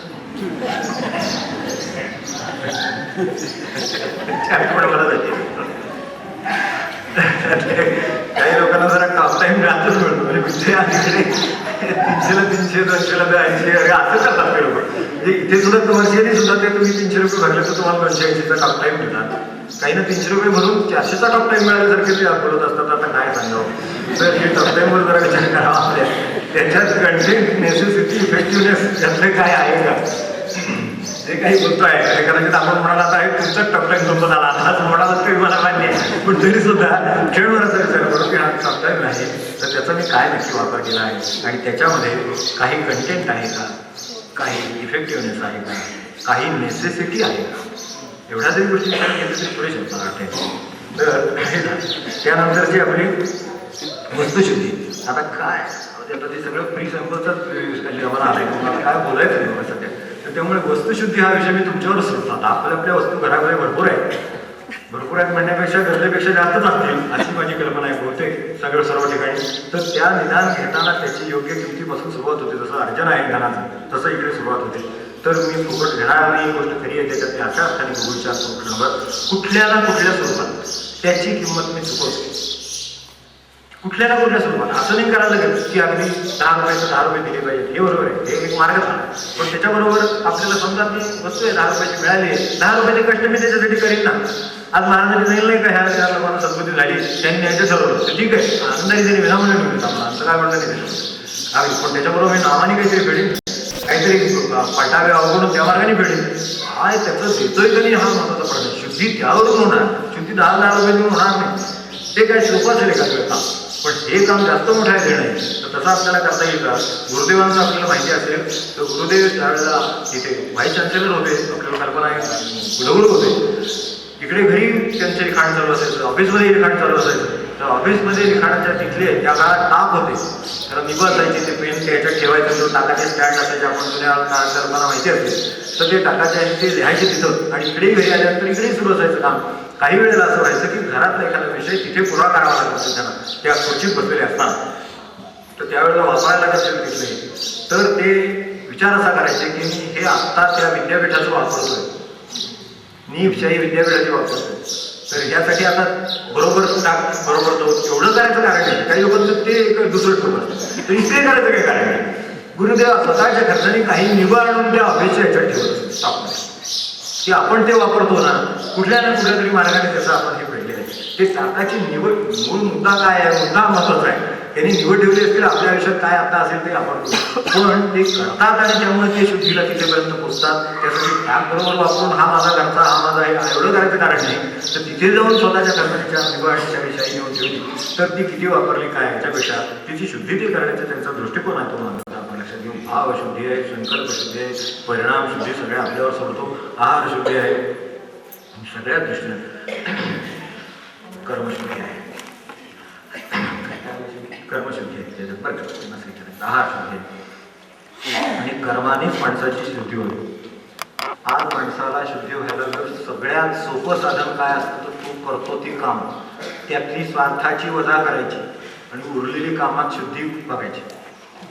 स्वार्थाच्या कामात कसं शुद्धी होणार? स्वार्थाच्या कामात शरीर टिकेल, जेवला तर जगेल, हे बरोबर आहे, पण शुद्धी होईल याची गॅरंटी नाही. त्यामुळे त्याच्यात फार अडकण्यात अर्थ नाही. प्रश्न त्या उरलेल्या आता जगलेल्या वेळेत त्यांनी काही नाही, जेवला तर जेवला, त्यात काही विशेष नाही, तो जगण्यासाठी जेवला. म्हणजे शुद्धी व्हायला लागली असली तर मला कर्मांचं काहीतरी दुसरं काम करायला पाहिजे, तर ते करता येईल का?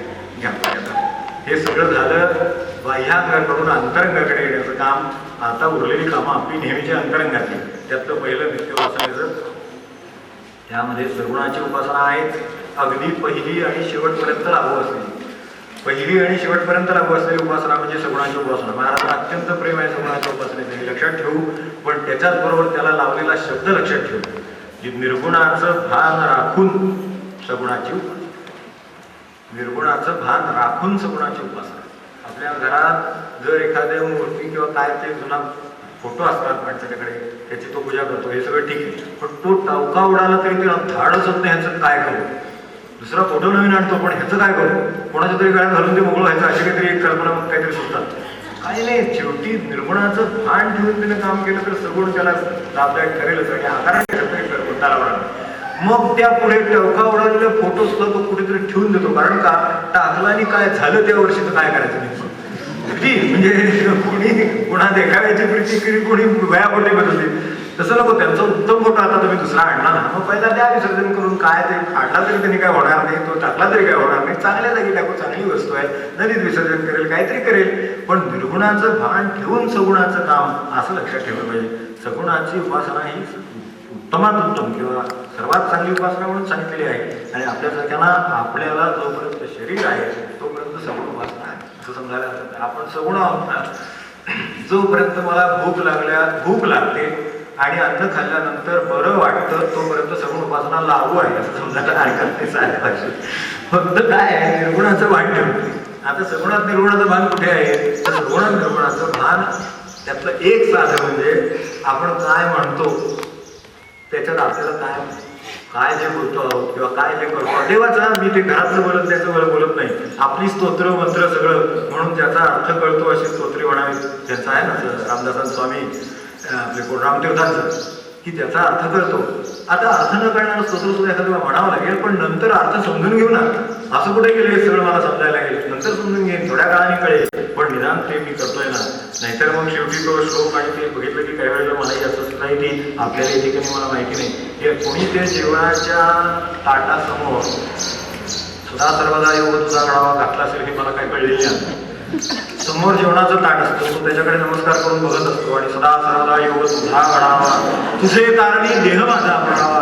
त्या माणसाने काय लिहून ठेवलं, त्याची चळवळ काय असेल. सदा सर्वदा योग तुझा घडावा, ते रामाकडे तोंड करून त्याच्या समोर म्हणतायत सदा सर्वदा योग तुझा, तुझे कारणी देह जाऊ दे म्हणतायत, इतकं म्हणतायत. पण हे लोक पानावर बसून म्हणू द्या, पण निदान ते कशासाठी म्हणले, कोणी कुठे कशा संदर्भात म्हणले एवढं तरी लक्षात ठेवलं. म्हणजे त्यातल्या शब्द हा सगुण आहे, अर्थ निर्गुण आहे. त्यामुळं अर्थाचं निर्गुणाचं भान म्हणजे सगुणाला निर्गुणाचं भान आहे, अर्थाचं भान आहे. तर सदा सर्वदा योग तुझा आपल्या एखादा समोर बसलेला तो म्हणताना बघितला म्हणजे मला वाईट वाटलं, मनात माझं चुकत असलं तर क्षमा करा, पण तो त्या अन्नाकडे बघून बिचारायचं चाललेलं असतं की योग तुझा घडावा. तर ते त्याचं आपल्याला कळू शकेल की याच्या सगुण निर्गुणाची सांगड काय आहे. सगळ्यात जाता येईल तपशिलात पण हे बघू. नंतर भजन उपासना आहे. भजनामध्ये अर्थाचं आणि भावाचं भान हे त्याला जोडलेली महत्वाची गोष्ट आहे. नाही तर भजनाचं गाणं व्हायला वेळ लागेल. भजनाचं गाणं गायचा उद्योग आहे, त्यांनी गाणं करावं. त्याबद्दल आपलं काही म्हणायचं, आपल्या गाण्याबद्दल अत्यंत आदर आहे, प्रेमही आहे, त्याचं आवडही आहे, सगळं खरं आहे. पण भजन हे गाणं नाही, हे महाराजांनी सांगितलं तेवढं लक्षात ठेवा. भजन हे गाणं नाही, भजन हे भजनच आहे. ते भगवंताची आठवण करून देईल, अर्थामध्ये देईल, भावामध्ये देईल, तर ते आपल्या दृष्टीनं महत्वाचं आहे. तर त्यामुळं आता हे मगाशी जे सगुणोपासनेचं सांगितलं किंवा आता भजनाचं सांगितलं, तर त्यामध्ये सुद्धा माणसाची भेदबुद्धी म्हणजे रामाचा उपासक असेल, विठ्ठलाचा उपासक, त्याला दोन दिसत आहेत, त्यांना एकमेकांना ते दोन वाटत नाही. तो सगळ्या म्हणजे निर्गुणाचं भान ठेवून सगुण म्हणजे काय हा विषय जाताना मला एक मुद्दा सांगायचा राहिला म्हणून तो क्लिअर करतो. इतके संत इथे आहेत, ही संतछायेतली उपासना म्हणून सांगितली मुद्दाम, संतछायेतला साधन मार्ग. तर इतके संत आहेत ते स्वतः निर्गुणाचं भान ठेवून तिथपर्यंत पोहोचलेले आहेत, सगुणाच्या मार्गानेच पोहोचलेले आहेत, भेद काही नाही. पण मला वाटतो म्हणून यांच्या समोर त्यांच्या अर्थी, त्यांच्या समोर त्यांच्या अर्थी इथपर्यंत येतं की हे माणसाला निर्गुणाचं भान कमी असल्याचं लक्षात नाही का, की तो एकच आहे. साध्या भाषेत सांगायचं म्हणजे आजच्या सगळ्या देवांची कनेक्टिव्हिटी फार उत्तम आहे, भक्तांची नाही आहे एकमेकांची. साध्या भाषेत आजच्या बोलायची सर्व देवांची उत्तम कनेक्टिव्हिटी आहे. ह्याचं केलेलं त्याला मिळतं. म्हणून अनेक वेळेला असे दाखले आपल्याला गुणामध्ये आहेत, आपल्या अनुभवाला येत असतील की इथे नारळ फोडावा त्यांनी सांगावं तुझा नारळ मिळाला म्हणून. हे किती सत्पुरुषांच्या बाबतीत आणि यांच्या बाबतीत घडलेले, देवांच्या बाबतीत हे घडतं. तर हे भान ठेवून त्यांनी रामाची उपासना केली तरी चालेल, विठ्ठलाने केली तरी चालेल. याचं काय फरक नाही. विठ्ठलाचं रामाला बोलतोय, रामाचं विठ्ठलाला बोलतोय, त्याला ते आवडते ते त्याला करू द्या. पण हे सगुणाचं निर्गुणच भान आहे, एवढं लक्षात ठेवलं तर सगुणोपासना म्हणजे जसं तो अहंकार हा आडमार्ग आहे, तसं सगुणाचं हट्ट झाला की तो आडमार्गाला गेला म्हणून समजायला हरकत नाही, किंवा निर्गुणाचा भाग गेला की आडमार्गाला गेला म्हणून हरकत नाही. या दृष्टीनं आपण याच्याकडे बघावं, भजनोपासनेकडे त्या दृष्टीनं बघावं, अन्नोपासनेकडे बघावं. अर्जन, उपवास, साधेपण किंवा उत्तमता, साधेपणातली उत्तमता असं म्हणून नैवेद्य आणि दान. अन्न अर्जित कसं केलं, अन्न बहुपूर्वीच असं म्हटलेलं आहे. आपण ते विवरण मागे पाहिले एका संदर्भात. तर या दृष्टीनं उपवास ही सुद्धा अन्नाच्या मार्गाने देवाची उपासना करण्याचा प्रकार आहे असं समजून किती लोक करत असतील. उपास अन्नोपासना आहे, अन्नाच्या मार्गाने देवाची उपासना आहे. अन्नात कमी जास्त करून उपासना आहे, किंवा जास्त खाल्ल्यावर जर समजा बरं वाटत असेल तर त्यांनी जास्त खावं आणि भगवंताची उपासना करावी. कमी खाऊन जर त्याला भगवंताचं स्मरण राहत असेल तर कमी खावं, हा उपवासाचा आहे आपल्या दृष्टीने. कारण ती अन्न उपासना, अन्नाची निगडीत आहे ना कुठेतरी. उपास आपला काही उपास डोक्यात आला तरी किती पदार्थ डोळ्याचं म्हणतो. तर त्यामुळे मी त्यांना अन्नाची निगडीत आहे, एवढं तरी आपलं एकमत असाल काय हरकत नाही. प्रश्न काय खाऊन किती खावा आहे, बरोबर. तर अशा दृष्टीने क्षणभर विचार करू, ती सुद्धा अन्नोपासना आहे. अन्नाच्या मार्गाने म्हणजे भगवंताच्या जवळ वास करण्याची क्रिया आहे असं लक्षात ठेवलं तर अन्नोपासना असा शब्द जो वापरला असेल. आणि त्याच्यामध्ये उपासाचाही समावेश आहे, त्यामध्ये नैवेद्याचाही समावेश आहे. आणि लोक म्हणतात ते फिरवून पाणी फिरवून का होतं असं नाही का, असं वाटतं. पण मला सांगा, अन्नाचा मला स्थूल अंश कळतो, मला अन्नाचा सूक्ष्म अंश कळत नाही. माझ्या शरीरामध्ये गेलं की काहीतरी सूक्ष्म अंश त्यातला बाजूला होऊन निदान शक्ती तरी होती, एवढं तरी खरं आहे ना, शास्त्राने मान्य केलं ना. मग त्याच्या पुढचं संस्काराचं सांगतात, ते मनावर परिणाम करतात. मग ते नाही सापडलं वाटे जगती कोठे नाही असं म्हणावं का, मला कळणार ते काही. तर मला जे कळत नाही ते त्या डॉक्टरना कळतं, म्हणून ते सांगतात की हे खाऊ नका, ही भाजी खाऊ नका, हा पदार्थ खाऊ नका. हे का सांगायचं, तर त्याचं पुढे रूपांतर कशात होतं हे त्याला कळतं. त्याचं सूक्ष्म त्याला कळतं, मग त्याच्या पुढचं सूक्ष्म संतांना कळतं, यापेक्षा आणखीन काही वेगळं नाही आहे. म्हणून ते म्हणले की नैवेद्य दाखवा, म्हणजे ते त्याला अर्पण करा. कुणाचं आणलं, कसं आणलं, त्यांनी पिकवताना काय केलं, त्याचं कोणी लुबाडून आणले का, ती त्याचं विकत आणले का, त्याला मगाशी सांगितलं तसं पाडून आणले, काय त्याचा भाव पाडून त्यांनी वस्तू घेतली असली तर तो बिचारा तिथे करत असेल, कदाचित शेतकरी असंही असू शकेल, त्याला त्याचं मिळालं नसेल त्याचं मूल्य असंही असू शकेल. पण मला ते अन्न घेणं भाग आहे, मी बाजारात जाऊन घेतलंय, मी काय करू, म्हणून मी केलेलं नैवेद्य दाखवलं. महाराज हे तुम्हाला अर्पण असेल, त्यांची शक्ती मोठी आहे, सगळं बसवतील आणि त्याचं त्याला पोच करतील तिकडे नेऊन, कुठंतरी त्याला दुसरीकडे फायदा करतो तुम्ही शेतकऱ्या. तो मला शक्य नाही, मला शेतकरीच माहिती नाही मुळात कोणी गेलं नाही, ते त्यांना माहिती आहे. म्हणून ते विश्वात्मक तो जे देव आहे ते आपला कोण देव असेल त्याला नैवेद्याने दाखवलं की त्याला अर्पण होतं. माझ्याकडे अर्पण करायला शुद्ध करायला साधन नाही म्हणून मी पाणी फिरवलं आणि ते सुद्धा सृष्टीचंच आहे, ते फिरवलं आणि त्या मार्गाने सांगितलं की बाबा हे महाराज आता तुमचा आहे. म्हणजे त्याच्यातला जो बाधक मला असलेला भाग आहे तो भगवंताने काढून घेतला आणि राहायला प्रसाद तो मी घेऊन.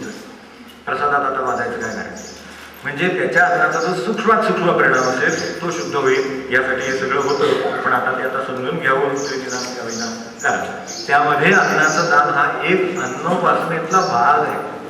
अन्नदान म्हणजे जेवणावळ नव्हे, अन्नदान म्हणजे अन्नोपासन आहे. ते माझ्या केलेल्याचं बाजूला काढून गरजूला भुकेलेल्याला देणं ही अन्नोपासना आहे, नाही तर मग जेवणावळ आहे. अन्नोपासना केव्हा होईल की माझ्या जे केलेलं आहे, मला 2 भाकऱ्या लागतात ना, त्यातली अर्धी ज्या वेळेला मी देईन त्यावेळेला अन्नदान मिळेल, तोपर्यंत नाही.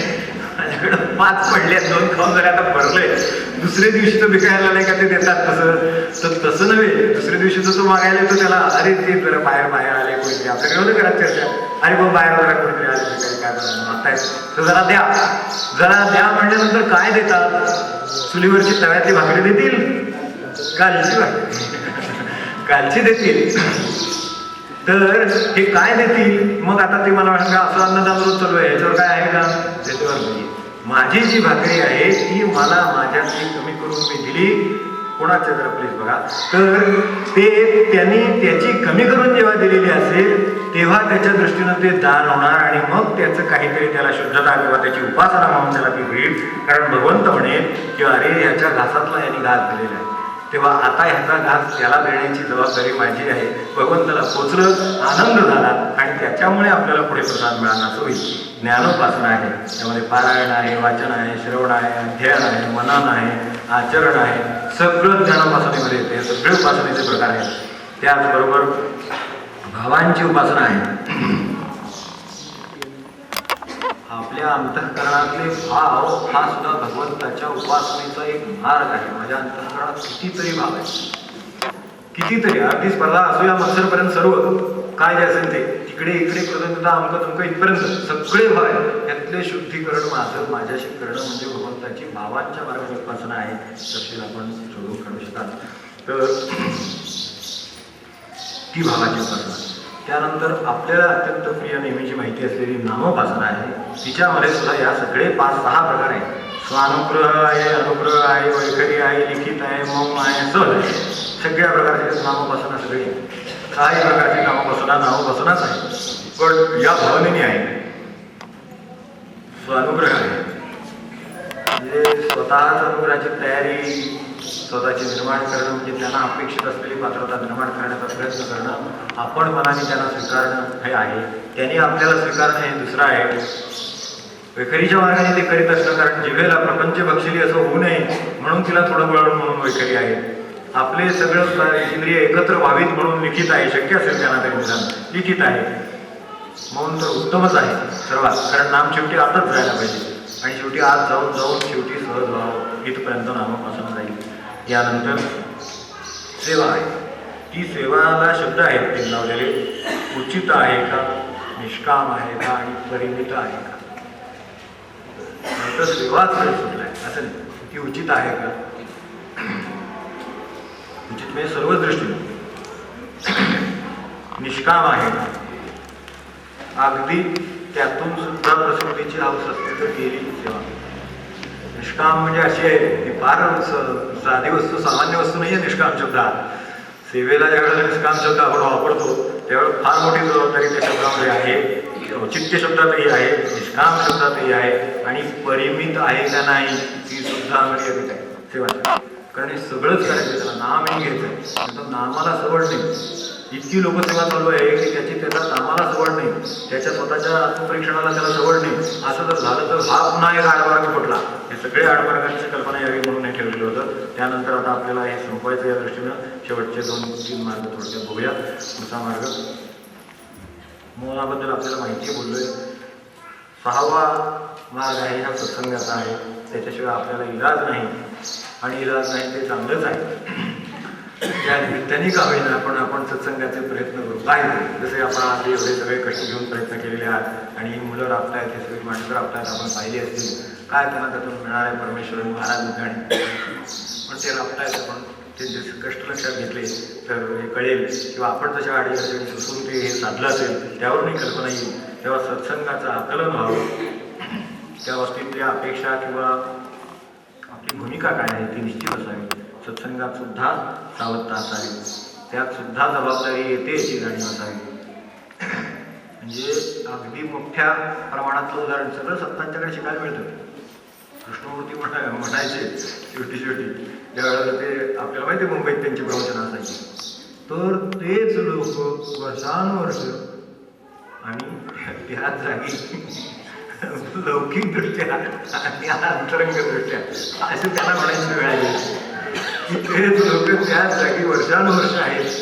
म्हणजे यावरनं त्यांच्या त्या हे जे काही सत्संग आहे त्याच्यामध्ये त्यांना काय वेदना असतील याची कल्पना आपल्याला येईल, की त्या माणसांना सुद्धा त्या कृष्णमूर्तीनं काय त्या बदलाबद्दल वाटत असेल, आणि त्यांना तो आढळलेला यू डोंट चेंज हे शेवटी आलं त्यांचं वाक्य अगदी शेवटच्या क्षणी. ते का आलं असेल तर यू डोंट चेंज एवढ्यासाठी की त्यातून काहीतरी बदल व्हावा म्हणून ते सांगतात. तर तो बदल करणारे हे खरे सत्संगी माणसं आहे असं समजतो आपण. तेव्हा बदलाची त्याच्यातली खरी जबाबदारी आहे, आणि त्यातलं सातत्य ही पण जबाबदारी आहे.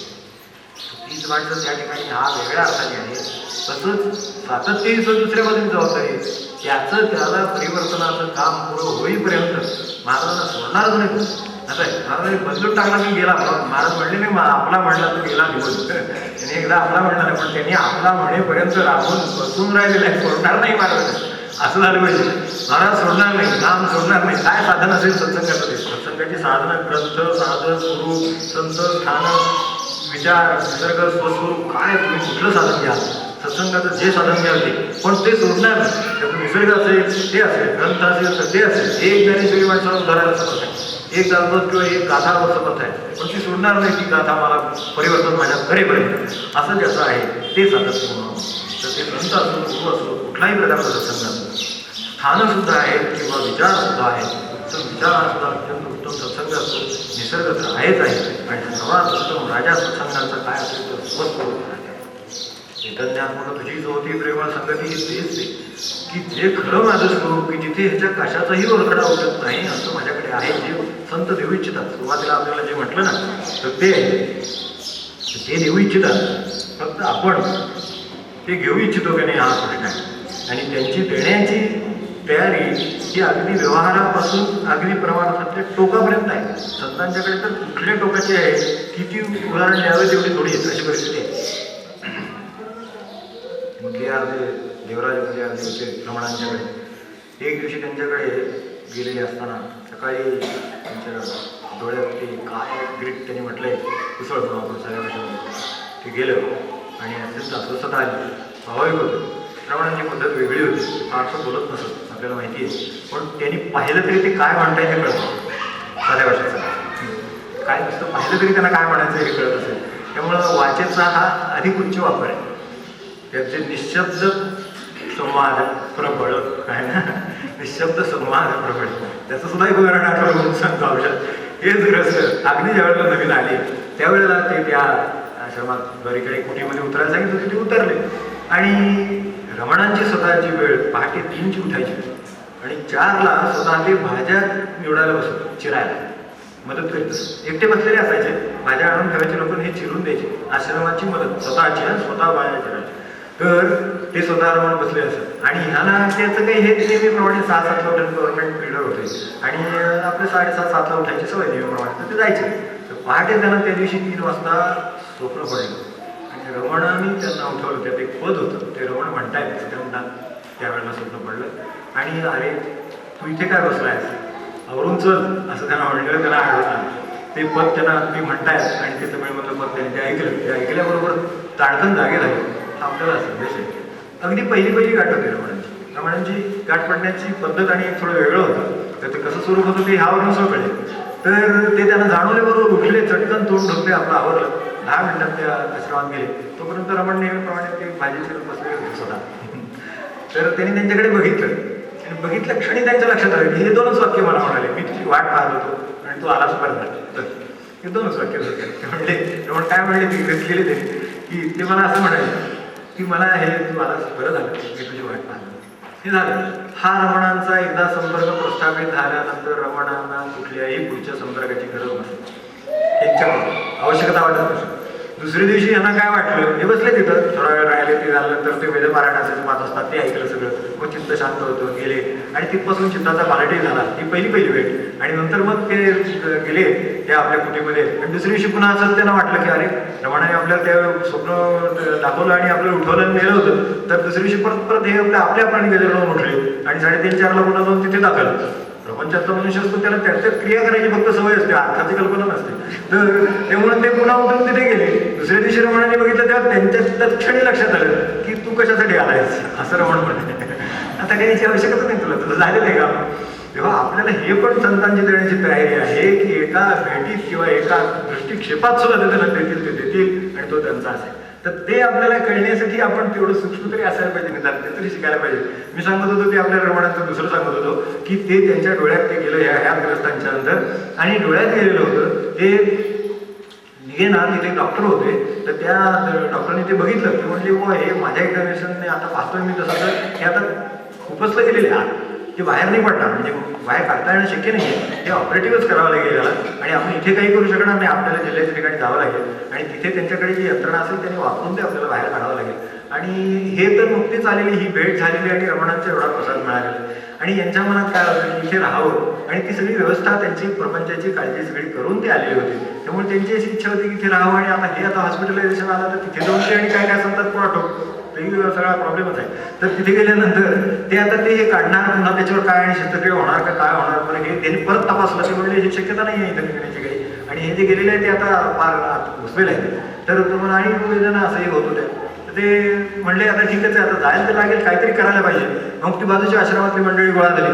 ती गोळा झालेली माणसांच्यात एक जण असा होता की त्याला हेच झालं होतं नेमकं मागे.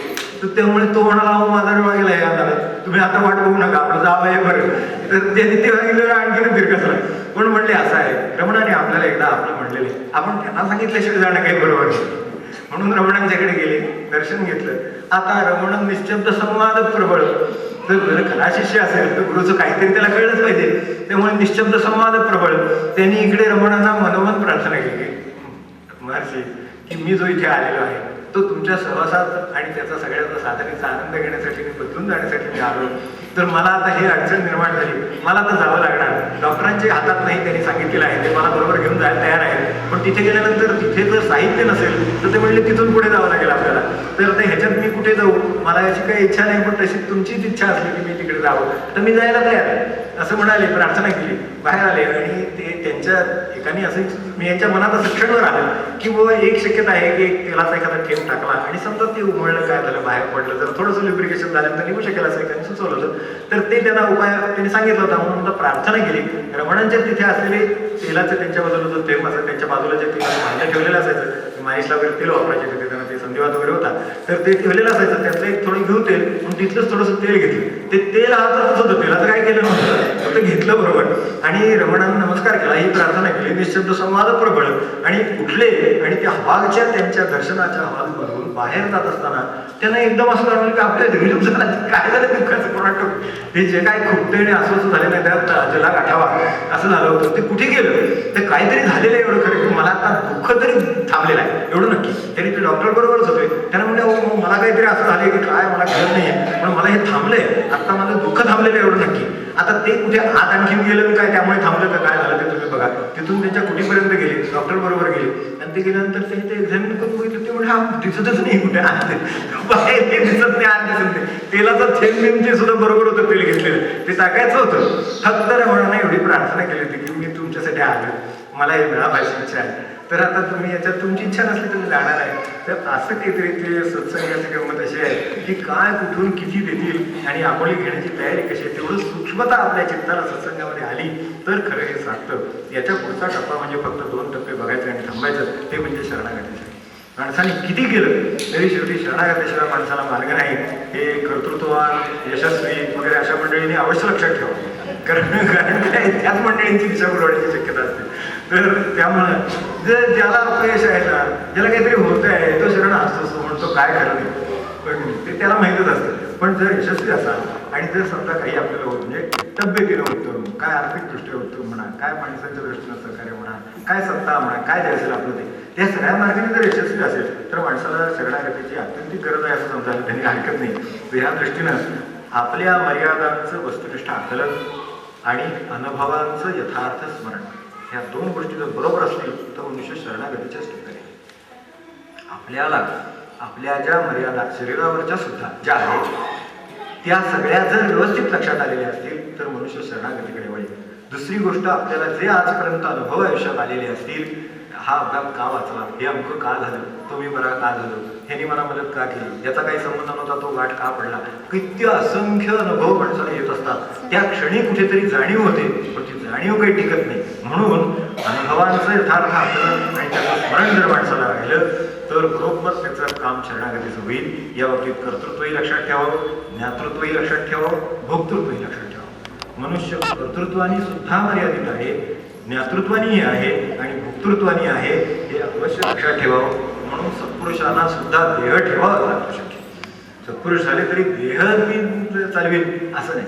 ठीक आहे, तो सत्तेचा आहे, त्याच्याकडे तेवढा आहे म्हणून तो म्हणेल ठीक आहे, आजच्या वेळी उद्या जातो, हे ठीक आहे. भगवंत म्हणेल त्याला, राम म्हणाला, राम महाराजांनी निघाले त्याच्या बोलण्याविषयी आपल्याला माहिती आहे. पण ठीक आहे, रामा आता तू म्हणत असेल तर राहतो, हा हे शक्य आहे संताला, पण त्याला गेलंच. म्हणजे ही जी मर्यादा आहे ही शरीराच्या बाजूने कर्तृत्व, ज्ञातृत्व आणि भोक्तृत्व स्वरूप. कसली भोक्तृत्वाची मर्यादा अनेकांना असं वाटतं मी असं करेन तसं करेन. फार मोठे ग्रस्त होते, त्यांनी एक मोठा बंगला बांधला आणि खरं आहे ते त्यांची परिस्थिती आर्थिक विचाराचं कामच नव्हतं, अशा तऱ्हेचाच तो बंगला होता. आणि ते सगळीकडे ते काय परिस्थिती उत्तम असली म्हणजे मग लोखंडी कडीचं काम पितळी कडीनं होतं, मग असं ते होतं. तर तसं त्यांनी पितळी कडी, आपल्या साध्या संडास बाथरूम सुद्धा कड्या पितळीच्या एकदम टिपटॉप, कारण का ती परिस्थिती उत्तम आहे, तर चांगलं बसवावं, काय हरकत नाही. पण ते त्या बंगल्यात राहायला गेले, तेव्हा भेटायला गेलो होतो, तर ते त्यांच्या त्या रूममध्ये बसलेले होते, ते बाजूला अटॅच वगैरे संडास वगैरे असतात, तिथे ती कडी लावली होती, पितळीची कडी. तर म्हणले काय झाले अलीकडे, म्हणले मला इथं आलो हार्टचा एवढा त्रास सुरू झालाय, ती डॉक्टरनी ती सांगितलं की ती जाताना तेवढी कडी लावू नका, संडास बाथरूमला गेला तरी कडी लावून जाऊ नका, तेवढं करा. ती कडीचं सुद्धा वक्तृत्व माणसाच्या हातात, बाकीचं कशाला काय भोक्तृत्वाची मर्यादा आहे माणसाची. आणि मग आपण आपला अनुभव, आपल्याला जर काही वाटत असेल अंग्या वगैरे तर त्याच्यात दुसऱ्या पाठात टाकून ही भोक्तृत्वाची अवस्था वाटते. ग्रस्तांची आठवण म्हणून पितळीकडे आपल्याला उत्तम सांगितलं असं. तर त्यात व्यापकाची जाणीव, त्यामध्ये मी आहे, तू आहे आणि तो आहे, ही 3 जाणीवा ज्याला आहेत त्याला शरणागती वेगळी शिकवावी लागत नाही. मी जी जाणीव प्रत्येकाला असते, तूची जाणीव थोड्यानं असते आणि तोची जाणीव फार कमी लोकांना. तुझी जाणीव ठेवावीच लागते. चहा वेळा नाही सकाळी तुझी जर जाणीव नाही ठेवली तर कोण पाणी आणून देईल, कोण चहा देईल, इथपासूनच सुरुवात होणार. त्यामुळे तुझी जाणीव नाहीला जरी काय बाळगावीच लागते, पण तोची जाणीव कशाला बाळगावी असं होतं. तर त्यामुळे एवढं जरी लक्षात ठेवलं तरी हे होईल. त्यामध्ये अनंताचं भान आलं, तो म्हणजे, आणि ते संबंध, गरज आणि त्याचे मार्ग. फक्त आता रिव्हिजनमध्ये घेतो काही नाही, आपल्यासमोर मुद्दे असावेत. निदान संत शाळेत आपला काय मार्ग आहे या सगळ्या जाण्याचा, आणि शेवटचा आपला आणि जे आपलं ध्येय होतं तो शेवटचा 8वा टप्पा आणि मार्ग म्हणजे स्वतःचं परिवर्तन. हे ध्येय, त्यासाठी प्रयत्न आणि ते सातत्यानं भान, एवढ्या जर गोष्टी असतील तर होऊ शकेल. नाहीतर आहो तसे, महाराज म्हणत आहो तसे राहू, आहे तसा राहीन आणि देव गाठीन, हे शक्य होणार नाही. म्हणाले ना महाराज, आपल्याला उद्भवच्यात माहिती आहे तसा राहीन आणि देव गाठीन, आहे तसा राहीन आणि देव गाठीन, हे शक्यतात विचार सुद्धा करू नका. तसा आहे तो कसा आहे हे समजून घे, त्यात काय बदल भगवंताला लागणार आहे ते करीन आणि मग भगवंताला गाठीन. म्हणजे मी गावात राहून ते गावाला नाही म्हणण्यासाठी तसं होणार नाही. मी ज्या गावात आहे ते गाव सोडावंच लागेल, तेव्हाच मला दुसऱ्या गावाला जाता येईल. तशी अवस्था आहे. अहो तसे राहून भाजी नाही आणता येणार माणसाला. भाजी सुद्धा माहिती करून घ्यावी लागेल, कारण आज काय मार्केट चालले, काय बाहेर भाव आहे, काय नाही, कुठली चांगली कुठली वाईट आहे, आज काय आवक जास्त आहे कुठली कमी आहे, हे सगळं कळायला सुद्धा तिथे माणसाला ज्ञानात सुद्धा भर घालावी लागते. आहे तसा राहून भाजी सुद्धा आणता येणार नाही माणसाला यशस्वीपणे, तर देव काय आणता येईल. त्याच्यामुळं ते बदलायची हे स्वपरिवर्तन हाच शेवटचा टप्पा आहे. त्या नम्रतेची परिसीमा 3 प्रकार आहेत. एक नम्रतेची परिसीमा करता येईल, नम्रतेची पराकाष्ठा करता येईल, प्रयोगांची पराकाष्ठा करता येईल आणि व्यापकतेची पराकाष्ठा करता येईल. 3 मार्गाने माणसाला हे शक्य आहे स्वतःचं परिवर्तन. फक्त 4 रूपाने आज हे सगळं सांगतो की 3 मार्गाने माणसाला स्वतःचं परिवर्तन करणं शक्य आहे. एक तर त्या शंकराचार्याच्या झोपेबाहेर जी गोष्ट सांगतात तर तो आला कोण आहे म्हणल्यावर मी आहे म्हणला. म्हणलं एक तर तो लहान तरी कर नाही तर मोठा तरी कर, हाच मार्ग आहे तुला, इथे आणखीन काय मिळणार नाही. आज एक जो मी आहे, कोण आहे, मी आहे, आपण उत्तर देतो कोण आले म्हणतो मी आहे, फोन नाही का मी बोलतो, ते मी बोलतायत आता ते आवाजावर ओळखावं अशी अपेक्षा असते, पण कारण तेवढे ते मोठे असतात असं त्यांना वाटतं. तर त्यामुळे तसं ते मी आहे म्हणले शंकराचार्य आपल्या झोपडी बाहेर, तर ते म्हणले मग जो कोणी तू आहेस म्हणला असतो आपला तो एक तर लहान तरी कर नाही तर एकदम मोठा तरी कर. ही एवढाच मार्ग इथे, यापेक्षा झोपडीला आणखी काय मार्ग नाही म्हणले माझ्याकडे. तसं नम्रतेची तरी पराकाष्ठा करावी लागेल, नाहीतर व्यापकतेची तरी पराकाष्ठा करावी लागेल. यासाठी प्रयोगांची पण पराकाष्ठा करावी लागेल. या दृष्टीनं लघुत्व, गुरुत्व किंवा अंतर्बाह्य बदल असे 3 मार्ग आपल्याला उपलब्ध आहेत. आपण काय कसं करायचं असेल तो करावा. यासाठी आत्मनिरीक्षण, वृत्तीचे प्रयोग आपण त्याचे प्रयत्न करतो. महाराजांनी ते करणाऱ्यांना यश द्यावं आणि अजूनही करण्याची किंवा चांगल्या तऱ्हेने करण्याची समृद्धी आणि मार्गही घ्यावेत अशी त्यांनाच प्रार्थना आहे. आणि हे सगळं स्वपरिवर्तनाचं काम आहे. परमार्थ हेच मुळात स्वपरिवर्तनाचं काम आहे. आपण सुरुवात तिथेच केली होती, त्याच्याशिवाय हे होणार नाही. पण जे 2 दुःख पाहिजे, माणूस हे प्रश्न आहे तर माणूस हे उत्तर आहे, कारण तोच हे स्वपरिवर्तन करू शकतो. त्याच्यात वाटेल ते परिवर्तन करण्याची सामर्थ्य आहे. म्हणून वाटेल ते दुसऱ्या टोकाला गेलेला माणूस दिसत नाही का, मग वाटेल ते चांगल्या टोकाला पण बदलू शकतो. हे माणसाकडे सामर्थ्य आहे आणि त्याचा उलगडा करून त्याला वापर करून कसं हे करता येईल हे त्यांनी ठरवावं. यासाठी हे सगळे उपक्रम काय, संतांचे ग्रंथ काय, सगळे सत्संग काय, केवळ याच्यासाठी असतात. घेणारा कसा आहे याच्याकडे अवलंबून आहे. तर या दृष्टीनं आपण या शेवटचा जो वृत्तीचा प्रयोग आहे त्यामध्ये निर्धार आहे, सातत्याने मार्गदर्शन घेतलेलं आहे, प्रयत्नांची पराकाष्ठा केलेली आहे आणि शेवटी कृपेची प्रार्थना मागलेली आहे. एवढं. यात अडचणी कोणत्या येतात, जर एक तर मी स्वतःला वेगळा समजतो ही अडचण आहे. आपण स्वतःला फार सुरक्षित राखायला जातो ही दुसरी अडचण आहे. बऱ्याच अडचणी आहेत, सगळ्यांनी घेत, पण निदान एवढं तरी आहे संचित कर्मांचे परिणाम माणसाच्या मागे असतात, त्यामुळे सुद्धा यात अडथळे येतात या परिवर्तनामध्ये. तर हे सगळे अडथळे आपण जेवढे संचित तेवढे त्यासाठी प्रयत्न करावेत. आणि एकच आहे की आईवडिलांच्याकडून आपल्याला देहाची शिदोरी मिळते, पण आपल्या स्वतःच्या कर्माने आपल्याला संस्कारांची आणि जीवाची शिदोरी 3ही जन्म घ्यायला पाहिजे खरं सांगायचं.